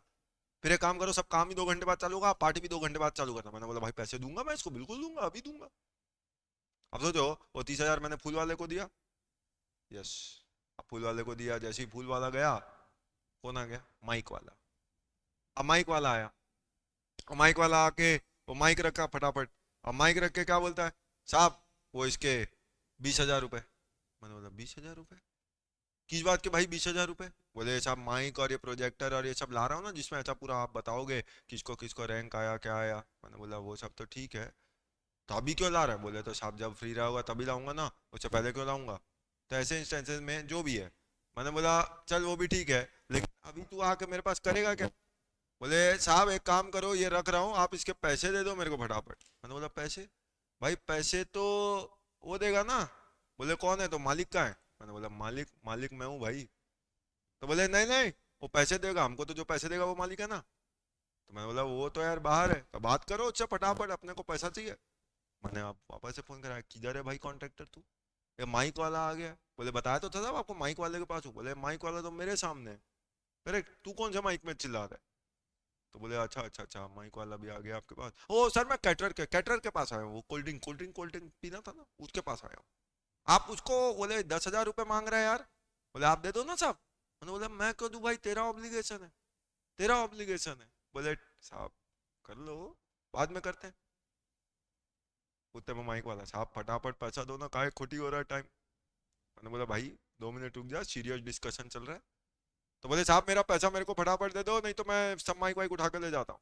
मैं बोला रुक जा यार लख, अभी उसको भी पैसे दिए गए। जैसे ही वो गया, कौन आया, कोल्ड ड्रिंक का। अब कोल्ड ड्रिंक वाला आया, और कोल्ड ड्रिंक वाला आते पूछता है साहब नहीं है क्या? मैंने बोला "ये कौन खड़ा दिख रहा है तेरे को?" बोले तो ये ठंडा लाया हूँ। मैंने बोला गर्म है कि ठंडा है? बोले गर्म है पर है ठंडा। मैंने बोला एक तो ठंड गर्म लाते हो, चलो रखो, अब उसको रखो। जैसे ही उसने कैरेट्स निकाले कोल्ड ड्रिंक के, बोला साहब एक काम करो, 40,000 रुपया दो। मैंने बोला 40,000? तू मेरे से क्यों रुपया मांग रहा है भाई? तो बोले तो इसलिए तो पूछा था मालिक नहीं है क्या, मालिक को फोन लगाओ। मैंने बोला मालिक, कौन मालिक? बोले जो पैसा दे रहा है हमको, वो मालिक को फोन लगाओ। मैंने बोला भाई ये भी पैसे मांग रहा है 40,000, किधर है तू? बोले अब ये सब तो हो गया है। बोले बस साहब मैं रास्ते में ही हूँ, आ रहा हूँ, आ रहा हूँ। तो इसको पैसे, बोले मेरे को आने में थोड़ा सा ट्रैफिक ज्यादा है, थोड़ा सा टाइम लगेगा, आप उसके पैसे उसको दे दो, आप उसके पैसे भी उसको दे दो। मैंने बोला भाई पैसे देने की ऑब्लिगेशन तेरा है। बोले मेरे को मेरे पैसे नहीं मिलेंगे तो मैं ये सब कोल्ड ड्रिंक उठा कर ले जा रहा हूँ। मैंने बोला क्यों ले जा रहा है भाई, रख, और फ्रिज में रख, गर्म चीज ठंडी लाते हो, ठंडी चीज गर्म लाते हो, करेक्ट, रख फ्रिज में, दूंगा पैसे। अभी उसको भी पैसे किसने दिए, मैंने। आप सोचो, ये सबको पैसे मैंने बांट दिए। अभी क्या होता है, अब शाम हो गई तब तक, और शाम जैसी हुई तो पता चला इवेंट वाला वो तैयार होके आ गया। मैं तब तक वैसे ही घूम रहा था वो पार्टी में। अब इवेंट वाला आ गया, बोले साहब देखा तो तैयारी हो गया ना, कैसा लग रहा है? मैंने बोला हाँ बता बता भाई, बहुत बढ़िया लग रहा है, बता। बोले साहब ऐसे क्यों घूम रहे हो, तैयार हो क्या हो ना, अभी पार्टी का टाइम हो जाएगा। मैंने बोला नहीं साहब, देख लो सब जगह बढ़िया दिख रही है कि नहीं, सब पूरी तैयारियां बराबर हुई है कि नहीं। आप आए हो पार्टी में, वो इवेंट वाला तैयार हो क्या आ गया, बदतमीज। मैंने बोला तेरे से तो मैं बाद में बात करूंगा। अब ऐसे इंस्टेंसेस में अभी तो पार्टी करना पहला जरूरी था, तो अभी तैयार होकर पार्टी की गई। अब उसके बाद क्या हुआ, अब उसके बाद आप जानते हो अब आएगा। मैंने बोला आप तू आ बेटा। अब वो इवेंट वाला आया और बोला साहब वो कैसा लगा, बढ़िया फंक्शन हुआ ना? मैंने बोला फंक्शन तो बहुत जबरदस्त हुआ। बोले सर वो अपना जैसा बात हुआ था, थोड़ा सा पैसे दे देते। मैंने बोला भाई चलो जो भी एक्स वाई जेड बात हुआ था, 1 लाख रुपए में बात हुआ था। बोले साहब वो 1 लाख दे दे। मतलब खाए का 1 लाख भाई, उसमें चलो वो ठीक है, उसने जो किया मैं उसके जैसा नहीं हूँ कि उसकी तरह मैं भी उससे बात करूँ ऐसा। पर मैंने उसको बोला, मैंने बोला, भाई 10,000 तो मैंने उसको दे दिया, 30,000 मैंने इसको दे दिया, 40,000 इसको दे दिया, तो 80,000 तो मैं ऑलरेडी दे चुका हूँ। बोले अच्छा आपको याद है? तो मैंने बोला भाई 1 लाख में ये सब जोड़ के बात हुई थी ना, 80,000 तो मैं दे चुका हूँ। तो बोले अच्छा अच्छा ठीक है आप 20,000 दे दो। अब वो 20,000 मांग रहा। मैंने बोला चल ठीक है, अब मैं तेरी तरह नहीं हूँ। तो उसने मुझे 20,000 का बिल दिया और 20,000 पे जीएसटी जोड़ दिया। छोटा मोटा इवेंट वाला था नहीं, जीएसटी में रजिस्टर्ड था, 20,000 में जीएसटी जोड़ के दे दिया। अब बोलो क्या बोलना है मैंने उसको? मैंने बोला आज तो अभी पार्टी एक मैंने रखी थी, अभी कल पूरी बारात तेरे घर आएगी। बोले कौन सी पार्टी है सर कल? टैक्स की बारात आएगी, सारे डिपार्टमेंट के सारे लोग बाराती बन के आएंगे तेरे पास। बोले क्यों सर, ऐसा क्या कर दिया मैंने गलती? कुछ आप बराबर नहीं दे रहे हो क्या टैक्स? मैंने बोला तू जितना मांग रहा है मैं तो पूरा पैसा दे रहा हूँ, लेकिन फिर भी तू अंदर हो जाएगा। बोले साहब कैसे, बताओ बताओ बताओ। मैंने बोला एक काम कर, कल सुबह 11 बजे ये ऑफिस है, वहाँ पे आना, क्योंकि मैं पार्टी में ये सब बात नहीं करता। तो कल सुबह 11 बजे ऑफिस में आना, फिर मैं तुझे बताऊंगा तैयार हो क्या। तो ऐसे ही चलते में वो 10:30 को ही ऑफिस पहुंच गया। और अब मैंने उसको समझाया क्या कि भाई 20,000 रुपए तो मैं तुझे दे रहा हूँ, लेकिन जो तेरे बिहाफ में मैंने 10,000 इसको दिया, 30,000 इसको दिया, 40,000 उसको दिया, ये भी तो तेरा ही ऑब्लिगेशन था। Obligation of supplier paid by the recipient है। और जो obligation of supplier paid by recipient है, don't you think it is included in 15 subsection 2 clause B? Yes. तो ये भी 15(2)(b) का हिस्सा बन जाएगा। और जो भी चीज 15(2)(b) का हिस्सा बनी, इसका मतलब क्या है, ये सब वैल्यू ऑफ सप्लाई में जुड़ेगा। तो ये दो पैटर्न पे सवाल आ जाएंगे, you have to very clear, इसलिए हमने ये दोनों एग्जांपल डिस्कस किए। तो ये तो मैं आपको क्वेश्चन में पहले से ही बता रहा हूँ कि बात 1 लाख की हुई थी, बट रियलिटी में क्वेश्चन में ऐसा नहीं आएगा। क्वेश्चन में तो आएगा कि इवेंट वाला 20,000 मांग रहा है, और 20,000 इवेंट वाले को तो आप दे ही रहे हो, उसके बिहाफ में आपने 10,000 माइक वाले को दिया, 30,000 फूल वाले को दिया, 40,000 कैटरिंग वाले को दिया। ये सब आपने ऑलरेडी बांट रखा है इधर उधर, तो ये सब बांट रखे हो, तो अब वैल्यू ऑफ सप्लाई क्या होगा, तो आपको सब जोड़ना पड़ेगा अंडर 15 सबसेक्शन 2 क्लॉज बी। पर याद रखो जोड़ना कब है, जब क्वेश्चन में 20,000 दिया। अगर क्वेश्चन में ऑलरेडी 1 लाख दिया है और उसमें बोल रहा है उस 1 लाख में आपने 10,000 इसको दिया था, 15,000 इसको दिया था, 20,000 इसको दिया था, 25,000 इसको दिया था, तब नहीं जोड़ना है, डबल काउंटिंग नहीं करनी है। यानी ऑलरेडी 1 लाख दिया है तो 15 लाख सीमेंट वाला नहीं जोड़ना है, 85 लाख देगा तो 15 लाख जोड़ना है, 1 करोड़ देगा तो 15 लाख नहीं जोड़ना है, 1 करोड़ 15 लाख नहीं बनाना है। करेक्ट? तो 15 सबसेक्शन 2 क्लॉज बी, ये वाला हिस्सा भी अपना खत्म हुआ, जो क्या बोलता है, payment made to third party by the recipients on behalf of supplier in relation to the said supply. तो ये तीसरा इंक्लूजन भी हो गया। A supplier may need to incur various expenses in order to make a particular supply of goods, यानी कई सारे expenses करने पड़ते हैं, तो वो सारे examples बता रहा है। इसी चीज को चलो जो मैंने डिस्कस किया, ये example से आप देखोगे तो आपको पूरी तरीके से समझ में आ जाएगा। जैसे कि ग्रैंड बिस contracts with ABC company to conduct a dealers meet. In furtherance of this, Grandbase contract with vendors to deliver goods, services like water, soft drink, audio system, projector, catering, flowers, etc. at the venue on the stipulated date at stipulated prices. बोलो ये काम किसने किया? Grandbase ने। बोलो यहाँ पे अब यानी ये एग्जांपल जो ऐसा अपन ने डिस्कस किया लगभग वैसे ही मिलता जुलता केस है। अब यहाँ पे आप बताओ, अगर वैसे ही मिलता जुलता केस है तो यहाँ पे ग्रैंड बिस कौन हुआ और ये एक तरीके से एबीसी कंपनी कौन है? तो एबीसी कंपनी मतलब ओनर हो गया, और ग्रैंड बिस कौन हो गया? इवेंट वाला। और ओनर मतलब जो पार्टी ऑर्गेनाइज कर रहा है, पार्टी ऑर्गेनाइजर। हो गया। बस अब उस बात को ध्यान में रखते हुए इसको पढ़ोगे तो आपको एक एक बात समझ में आ जाएगी। क्या कि अभी क्या बोल रहा है कि Grand Base is liable to make the payment as contracted. तो क्वेश्चन इससे ज्यादा क्लियर क्या करेगा कि लाइबिलिटी किसकी है पेमेंट करने की, ग्रैंड बेस वालों की है। Soft drink supplier wants payment upon delivery. तो वो सॉफ्ट ड्रिंक वाले ने क्या बोला, साहब मुझे मेरे पैसे दे दो तभी मैं यहाँ से जाऊंगा, correct. ABC company agrees to pay the bill raised by the soft drink vendor on grand base on receiving the crates of the soft drink. ABC company ने क्या बोला कि भैया पैसे मैं दूंगा, तू वो क्रेट्स जो है वहां पे रख दे, करेक्ट, तो उसकी लाइबिलिटी मैं पे कर दूंगा। This amount is not build by grand बीज टू एबीसी। देखो और क्लियर कर दिया कि जब ग्रैंड बीज ने अपना पैसा एबीसी कंपनी से मांगा तो उसमें ये चीज का पैसा नहीं मांगा, नॉट बिल्ड। तभी तो हम जोड़ेंगे, अगर ऑलरेडी जोड़ दिया होता बिल्ड होता तो फिर दोबारा काउंटिंग थोड़ी करते। लेकिन सवाल है क्या वो वैल्यू में जुड़ेगा, however it will be added to the value of supply provided by Grand Base to ABC company for payment of GST. तो बोलो दूसरा इंक्लूजन भी हो गया। यस 15(1) अपन ने सीख लिया, 15(2) का क्लॉज ए सीख लिया, 15(2) का क्लॉज बी भी अपन ने सीख लिया। तो ये सब वैल्यू ऑफ सप्लाई में जुड़ता है, ये भी देख लिया। इसी में फिर एक सर्कुलर भी है, ओरिजिनल इक्विपमेंट मैन्युफैक्चर जो फ्री ऑफ कॉस्ट कंपोनेंट देता है। याद करो ये सब ये पहले भी आया था, ये सर्कुलर अपन ने सप्लाई टॉपिक में भी देखा था, तो ये सेम चीज है। तो यहाँ पे ये जो दिया जाता है फ्री ऑफ कॉस्ट देते हैं, तो ये आपस में कोई रिलेटेड पर्सन तो है नहीं जो इनकी वैल्यू निकाल के करेंगे। तो जब रिलेटेड पर्सन नहीं है तो ये जब फ्री ऑफ कॉस्ट दे रहा है तो ट्रांजेक्शन वैल्यू तो कुछ हो ही नहीं रही है, और ट्रांजेक्शन वैल्यू कुछ हो नहीं रही है तो बोलो क्या वैल्यू ऑफ सप्लाई में जबरदस्ती जोड़ा जाएगा क्या, it shall not be added. क्यों, क्योंकि ये रिलेटेड पर्सन आपस में नहीं होते। फिर उसी चीज को लेके वो सवाल भी आ गया कि how should the supply made by component manufacturer be valued when he uses mould dice owned by the original equipment manufacturer send free of cost. तो जो चीज उसको फ्री ऑफ कॉस्ट में होती है, फाइनल उसका जवाब क्या निकला, it shall not be added, correct. तो वो चीज वैल्यू ऑफ सप्लाई में ऐड नहीं होगा, ठीक। तो ये जो था ये तो अपन ने देख लिया। अब तीसरा हिस्सा, तीसरा हिस्सा जो आता है, तीसरा एडिशन जो किया जाता है वैल्यू ऑफ सप्लाई निकालते वक्त, वो तीसरा एडिशन मतलब दूसरा भी हमारा यहाँ पे पूरी तरीके से कंप्लीट हो चुका है। यस, अब दूसरा कंप्लीट करने के बाद तीसरा एडिशन जो होगा वो क्या होगा, any incidental expenses, any incidental expenses like commission, packing, freight etcetera. तो ये भी क्या होगा, ये भी वैल्यू ऑफ सप्लाई में जोड़ा जाता है अंडर 15 सबसेक्शन 2 का क्लॉज सी। तो 15(2)(c) में इसको भी जोड़ा जाएगा।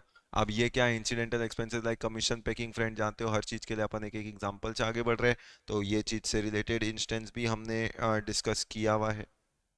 जैसे कि अभी मान लो क्या बेच रहे हैं अपन, कपड़ा। अभी सेल ऑफ क्लॉथ मान लो 1 लाख का कपड़ा बेचा। अब आप जानते हैं वो कपड़े में कई बार, अब इतना सारा कपड़ा खरीदा हूं तो मैं चाहता हूं कि वो दुकानदार मुझे पैक करके दे दे, तो मैंने उस कपड़े की पैकिंग भी करवाई। मान लो पैकिंग का दुकानदार ने 5,000 रुपये अलग से ले लिया।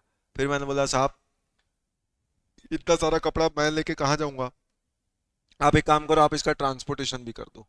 तो अब मैंने उसका ट्रांसपोर्टेशन भी करवाया, मांगा, तो दुकानदार ने चलो वो भी करवा दिया और मुझसे फ्रेट चार्जेस ले लिए 3,000 के। रेट जो लिखे हुए हैं ये सिर्फ अज्यूम्ड रेट्स है ना, एक्चुअल में ये रेट्स लगते हैं ये जरूरी नहीं है। मान लो ये सब चीज़ों पे इतने इतने रेट लगते हैं।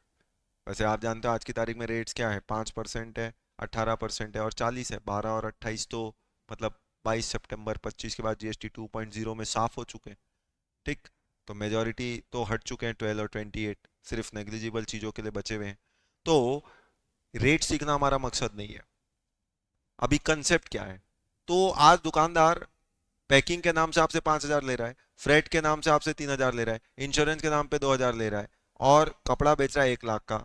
टोटल आपसे पैसे कितने मांग दिया, 1,10,000। दुकानदार कंफ्यूजन, आप जानते हो कि दुकानदार is under a big confusion कि आखिर वो जीएसटी कौन से अमाउंट पे ले। अब आपसे जीएसटी कौन से अमाउंट पे ले, जब इस सवाल का जवाब जवाब खोजना है कि जीएसटी किस अमाउंट पे लिया जाए, तो याद करो इसी सवाल का जवाब क्या है कि भैया अब यहाँ पे आप 2 या 2 से ज्यादा सप्लाई कर रहे हो और ये नेचुरली बंडल्ड है, तो ये पहली बात तो ये सप्लाई क्या बना, ये सप्लाई अगर आपको याद आ रहा हो तो ये सप्लाई कंपोजिट सप्लाई बना। This is composite supply. और कंपोजिट सप्लाई है तो उसमें मेन काम तो आपका काय का है, 1 लाख रुपए कपड़े बेचने का, इसी को क्या बोलते हैं, this is your principal supply. तो ये तो आपका प्रिंसिपल सप्लाई हुआ। इनको क्या बोलते हैं, तो ये सब है इंसिडेंटल एक्सपेंसेस।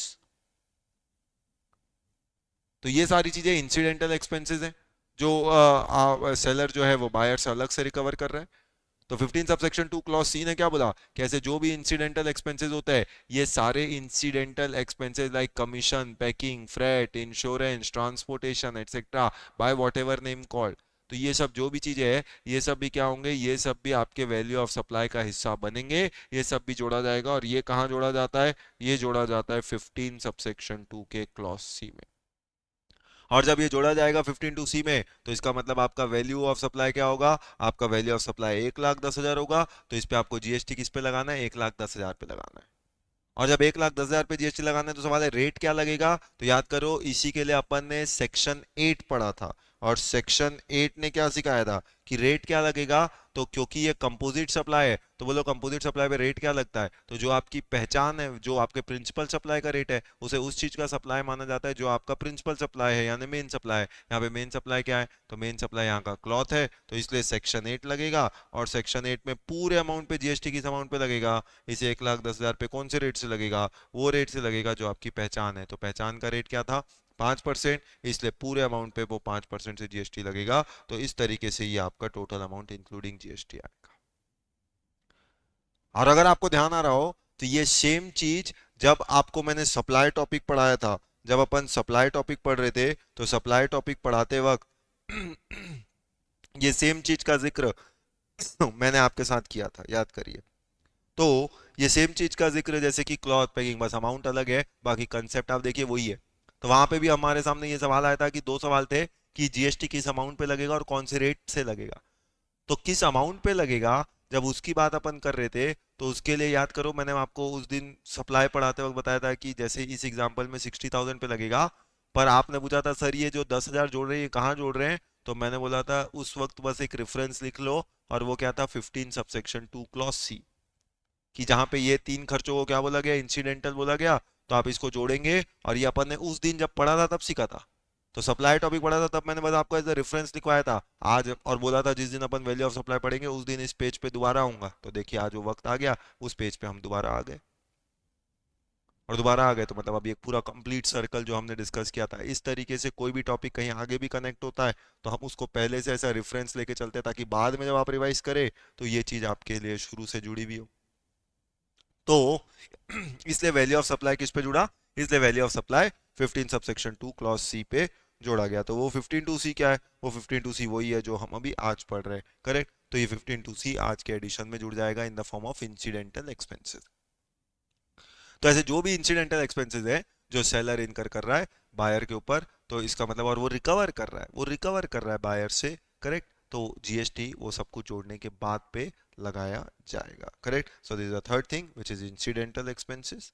तो incidental expenses like commission, packing charge by the supplier और anything else done by the supplier in relation to supply at time of or before delivery of goods or supply of service must be added to the value। तो वो भी चीज क्या होगी, value में जुड़ेगी, ठीक। अब उसी में से एक होता है आउटवर्ड फ्रेट और ट्रांजिट इंश्योरेंस, जैसे अभी अपन ने देखा। तो आउटवर्ड फ्रेट ट्रांजिट इंश्योरेंस, जहां पे supplier agrees to deliver the goods at the buyer's premises and arranges for transport and insurance, contract of supply becomes a composite supply. क्या बताया था कि वो एक composite supply, and principal supply being supply of goods, और उसमें main supply क्या होता है, जो आपकी पहचान है, मतलब जैसे कि अपने एग्जांपल में कपड़ा देना था, तो वो आपका मेन पहचान। Therefore outward freight and transit insurance becomes part of value of composite supply and GST is payable thereon at same rate। और रेट भी क्या लगता है, वही रेट लगेगा जो आपकी पहचान है। भले फ्रेट का रेट कुछ होगा, ट्रांसपोर्टेशन का जीएसटी का रेट कुछ और होता है, लेकिन उस पूरे अमाउंट पे आपको कौन सा जीएसटी लेना है, आपको वही रेट लगाना है जो आपकी पहचान है, यानी प्रिंसिपल सप्लाई का रेट। यही तो कंपोजिट सप्लाई में पड़ा था, करेक्ट। तो same rate as applicable to the relevant goods, तो वही होगा। लेकिन कुछ चीजें एक्स फैक्ट्री बेसिस पे बेची जाती। कई बार सेलर, ध्यान रखिएगा, कई बार सेलर गुड्स को एक्स फैक्ट्री बेसिस पे बेचता है। वो क्या बोलता है कि साहब ये गुड्स मेरी फैक्ट्री से जो निकलेगा तब तक ये टीवी 50,000 की। अब आप बोलते हो कि सर उसको ट्रांसपोर्ट भी करा दो, सेलर बोलता है ट्रांसपोर्ट हो जाएगा लेकिन वो ट्रांसपोर्टेशन का फ्रेट आपको बियर करना पड़ेगा। तो वो ट्रांसपोर्टर आएगा, आप उसको पैसा दे दीजिएगा, करेक्ट। तो बायर बोलता है एग्रीड है। अब सोचिए, 50,000 रुपए आप टीवी खरीद रहे हो, तो बायर ने सेलर को 50,000 रुपए दिए, और उसका फ्रेट बायर ने ट्रांसपोर्टर को दिया मान लो 2,000 रुपए। क्या ये 2,000 भी वैल्यू में जुड़ेगा? तो भैया सेलर ने जो बेचा था वो तो एक्स फैक्ट्री बेचा था ना। तो आपने जो ट्रांसपोर्टर को 2,000 रुपए दिया, वो सेलर का क्या लेना देना उससे। तो अगर एक्स फैक्ट्री बेसिस पे बोल के बेचा गया है, तो उसके बाद जो भी खर्चे होंगे, मैंने तो सेल कर दिया ना एज अ सेलर, और अगर एक बार मैंने सेल कर दिया तो फिर कोई ऐसा टैक्स मैंने नहीं जोड़ना है। तो इसका मतलब एक्स फैक्ट्री चीजों पे बेचा जाएगा, बेसिस पे बेचा जाएगा, तो फिर बाद में जो खर्चे लिए जाएंगे it will not be included in value of supply. Correct. जैसे आप कई बार गाड़ी खरीदते हो ना, मान लो एग्जांपल के तौर पे टू व्हीलर खरीदते हो, तो टू व्हीलर खरीदने जाते हो तो टू व्हीलर वाला क्या बताता है, टू व्हीलर का एक्स फैक्ट्री प्राइस बताता है ना। तो वो आपको एक्स फैक्ट्री प्राइस बताता है कि भैया देखो, मेरे शोरूम से निकलते तक का कॉस्ट इतना है टू व्हीलर का। लेकिन फिर आप उसमें और चार्जेस जोड़ लो, आरटीओ चार्जेस जोड़ दो, इंश्योरेंस जोड़ दो, वो सारे पैसे भी होते हैं। टू व्हीलर वाला तो ये सब करा के आपको दे रहा है, और वो भी पैसे आपसे लेता है। तो सवाल है, वो सारे पैसे जो ले रहा है क्या वो कंपोजिट सप्लाई में जुड़ जाएगा और क्या उस पर भी जीएसटी लगा देगा टू व्हीलर वाला? The answer to it is no. अगर आप देखें तो कभी ऐसा नहीं करता वो आपसे पैसा लेता है, और जितना पैसा लेता है उतना पैसा उधर आगे शिफ्ट ऑन कर देगा, ट्रांसफर कर देगा। इसका मतलब हियर वो कैसे एक्ट कर रहा है, just as a pure agent. पैसा किसकी जेब से जा रहा है, पैसा आपकी जेब से जा रहा है।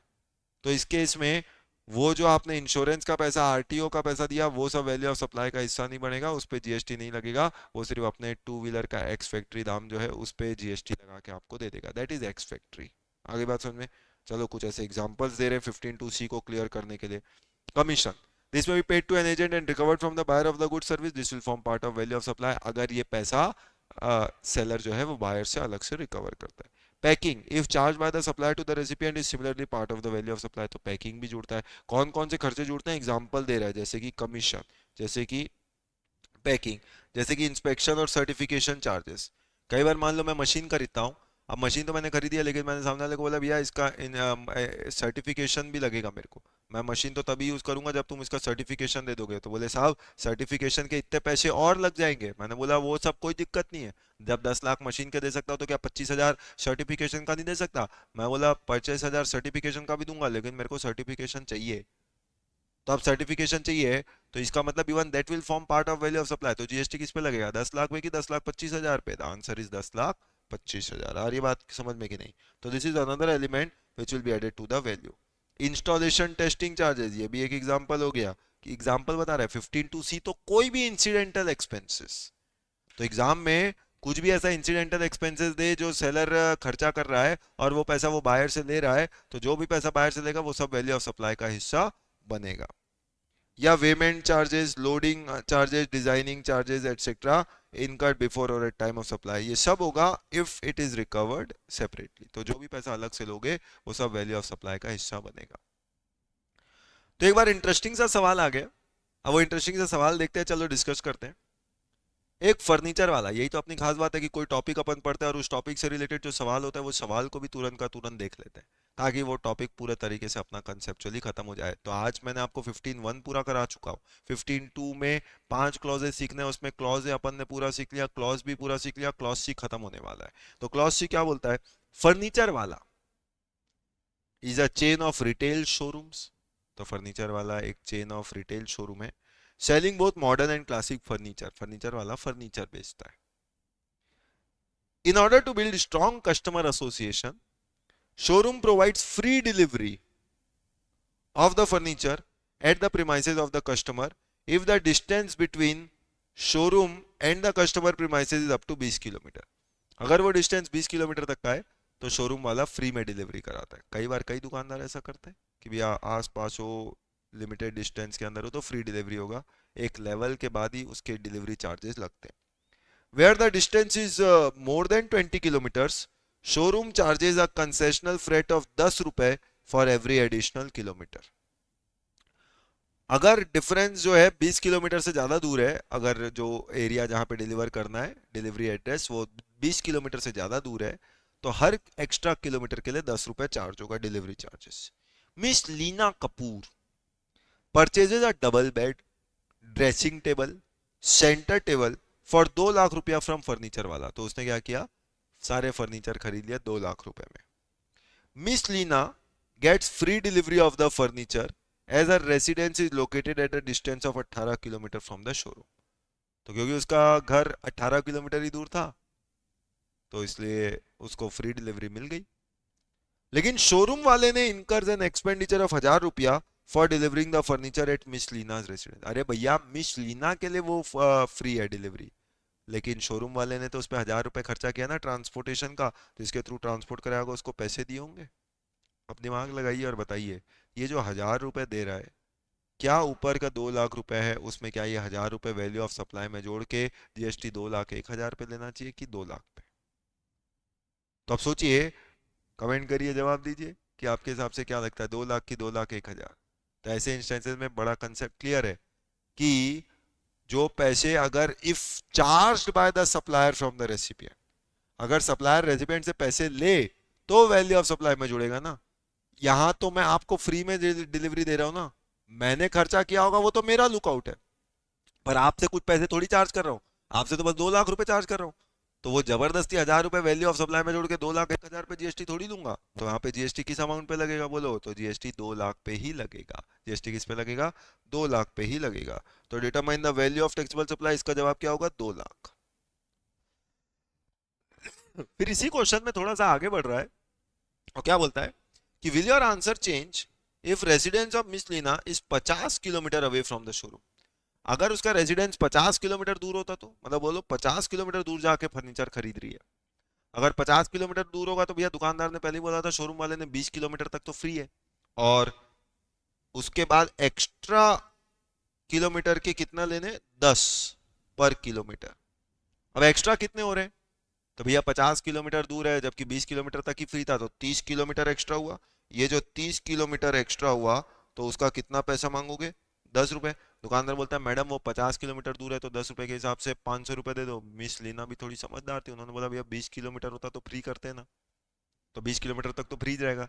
30 किलोमीटर का ही तो पैसा मांगोगे ना मुझसे, 20 किलोमीटर तक तो फ्रीज करोगे ना। बेसिक एग्जेम्पशन लिमिट है इनकम टैक्स में, अगर मान लो 4 लाख और आप 4.5 लाख कमाते हो तो भैया 4 लाख तक का तो फ्रीज मानोगे ना। जो भी टैक्स लगाना है ऊपर 50,000 में लगाओगे। अभी मुझे पता है आपके दिमाग में चल रहा है सर रिबेट भी मिलता है, लगता है सर को रिबेट नहीं पता, मैं आपका डीटी का टीचर हूँ कि रिबेट अंडर 87 है आपको सिखाऊं, करे। बट हालांकि वो कंसेप्ट हमारे स्कोप के बाहर है। तो समझिए, 30 किलोमीटर पे ही तो पैसा देंगे ना, तो 30 किलोमीटर का 10 रुपए के हिसाब से कितना होगा, 300 रुपए। अब वो 300 रुपए जो होगा, ये क्या, ये वैल्यू में जुड़ेगा कि नहीं जुड़ेगा, अब ये पूरी तरीके से वैल्यू में जुड़ेगा और बोला आपका वैल्यू ऑफ सप्लाई कितना हो जाएगा, अब आपका वैल्यू ऑफ सप्लाई हो जाएगा 2,03,000। देखो 2,03,000, तो 2,03,000 विल बी और वैल्यू ऑफ सप्लाई। फर्स्ट वाले में वैल्यू ऑफ सप्लाई कितना होगा, तो अपन ने देख लिया था। फर्स्ट वाले केस में वैल्यू ऑफ सप्लाई 2 लाख, दूसरे वाले में वैल्यू ऑफ सप्लाई 2,03,000। बोलो ये वाली बात भी आपको समझ में आ रही है कि नहीं, हाँ कि ना, यस। वैसे ही एक और सवाल देख लेते हैं, चलो। अब बात चलिए, 3 क्लॉजेज अपने खत्म हो रहे हैं, मतलब सोचो कितना बड़ा बड़ा काम अपना हो चुका। 15(1) हो चुका, 15(2) के 5 में से 3 क्लॉजेज खत्म हो रहे हैं। AKJ foods private limited gets an order for supply of processed food from a customer. तो उसको ऑर्डर मिला क्या, सप्लाई ऑफ प्रोसेस्ड फूड का। Customer wants the consignment tested for gluten and specified chemical residue. Customer बोल रहा है कि साहब मैं चेक करना चाहता हूँ ये ग्लूटेन फ्री है कि नहीं है। अरे करा लो, सब टेस्टिंग करा लो, लेकिन साहब जो भी टेस्टिंग कराओगे उसके चार्ज लगेंगे। अभी बायर बोलता है साहब चार्ज ले लो, लेकिन हेल्थ से कोई कॉम्प्रोमाइज नहीं। एक है जो food private limited does the testing before the supply and charges the testing fee for the same from the customer, और उससे कस्टमर से टेस्टिंग फी ले ली। AKJ Food Private Limited argues that such testing fees should not form part of the consideration for sale, क्योंकि वो एक separate activity है। Is the company's argument correct as per provisions of section 15? तो क्या company का ये argument सही है कि नहीं है, मतलब अगेन ये किससे रिलेटेड बात हो गई, तो ये बात हो गई अगेन 15 सबसेक्शन 2 क्लॉज सी, मतलब इंसिडेंटल एक्सपेंसेस से जुड़ी हुई। 15(2) क्या बोलता है, it mandates addition of certain elements in value of supply. उसमें क्लॉज सी जो है specifies amount charged for anything done by supplier in respect of supply at time of or before delivery of goods or supply of service shall be included in value of supply। बेचने से पहले या साथ साथ तक जो भी खर्चा होगा वो सब वैल्यू ऑफ सप्लाई का हिस्सा बनता है। Since AKJ Food Private does the testing before the delivery of goods, charges therefore will be included in value of the consignment। तो इसलिए AKJ का argument is not correct, testing fee should be added to the price to arrive at the value of consignment. तो इसलिए उसको जोड़ना पड़ेगा कि नहीं पड़ेगा, तो आंसर है यस, उस चीज को आपको जोड़ना पड़ेगा। तो इसका मतलब आज के उसमें अगर हम देखें तो आज के उसमें अगर हम सम अप करने की कोशिश करें तो वैल्यू ऑफ सप्लाई रिकैप अगर जो आपको दूं तो क्या क्या देखा हमने। तो वैल्यू ऑफ सप्लाई में आपने सबसे पहले देखा वैल्यू ऑफ सप्लाई 15 ने बोला क्या है, ट्रांजैक्शन वैल्यू है, जिसका मतलब होता है transaction value is price actually paid payable. पर शर्त है दो बातें पूरी होनी चाहिए, सेलर बायर अनरिलेटेड होने चाहिए, प्राइस सोल कंसिडरेशन होना चाहिए, तो वो वैल्यू ऑफ सप्लाई का हिस्सा बनेगा। It includes 15(2), it excludes 15(3). Includes में ऐसी पांच चीजें आती है, एक्सक्लूड्स में दो चीजें आती है। पांच में से तीन चीजें हमने देख ली। कौन सी तीन चीजें अपन ने देख ली कि it includes any tax duty cess fee by whatever name called other than GST. इसका सर्कुलर भी आपको बता दिया कि TCS is an interim levy which does not form part of value of supply. Correct, तो इसलिए जीएसटी जो है वो टीसीएस छोड़ के लगेगा, टीसीएस पे जीएसटी नहीं लगेगा। फिर दूसरा मैंने आपको बताया obligation of supplier made by the recipient. तो कोई सप्लायर को ऑब्लिगेशन अगर रेसिपिएंट मीटअप करता है यानी पे करता है तो वो टैक्स फिर सप्लायर जो मतलब जोड़ेगा उसमें ये वाले हिस्से को भी जोड़ेगा। और तीसरा आपको बताया incidental expenses like commission, packing, freight, insurance, transportation, testing, certification, payment जो भी है if charge separately by the supplier from the recipient, ये भी वैल्यू ऑफ सप्लाई का हिस्सा बनेगा। तो ये 15(2) भी देख लिया था। 15(4) कब लग रहा था वो भी अपन ने देख लिया, जब या तो सेलर बायर रिलेटेड हो जाए या प्राइस सोल कंसिडरेशन ना हो तो 15(4) लगता है। या फिर कुछ नोटिफाइड सप्लाईज के केस में नॉट विथ स्टैंडिंग 15(1) और 15(4) वैल्यू ऑफ सप्लाई कैसे निकलेगा, 15(5) से निकलेगा। फिर रिलेटेड पर्सन जो होता है, वो रिलेटेड पर्सन कौन होते हैं उसके बारे में ही हमने देखा था एक्सप्लेनेशन टू सेक्शन 15, जिसकी लिस्ट मैंने आपको जब सप्लाई टॉपिक पढ़ाया था तब पूरी तरीके से डिटेल में समझाया था। करेक्ट, तो चलो आज का पार्ट एक काफ़ी अच्छा खासा डिस्कशन हमने किया वैल्यू ऑफ सप्लाई के ऊपर। तो आज का डिस्कशन जो है वैल्यू ऑफ सप्लाई का अपन इस पार्ट में यहीं देखते हैं, आगे का हिस्सा पार्ट बी में कंटिन्यू करेंगे। चलो that's it, thank you, have a nice day.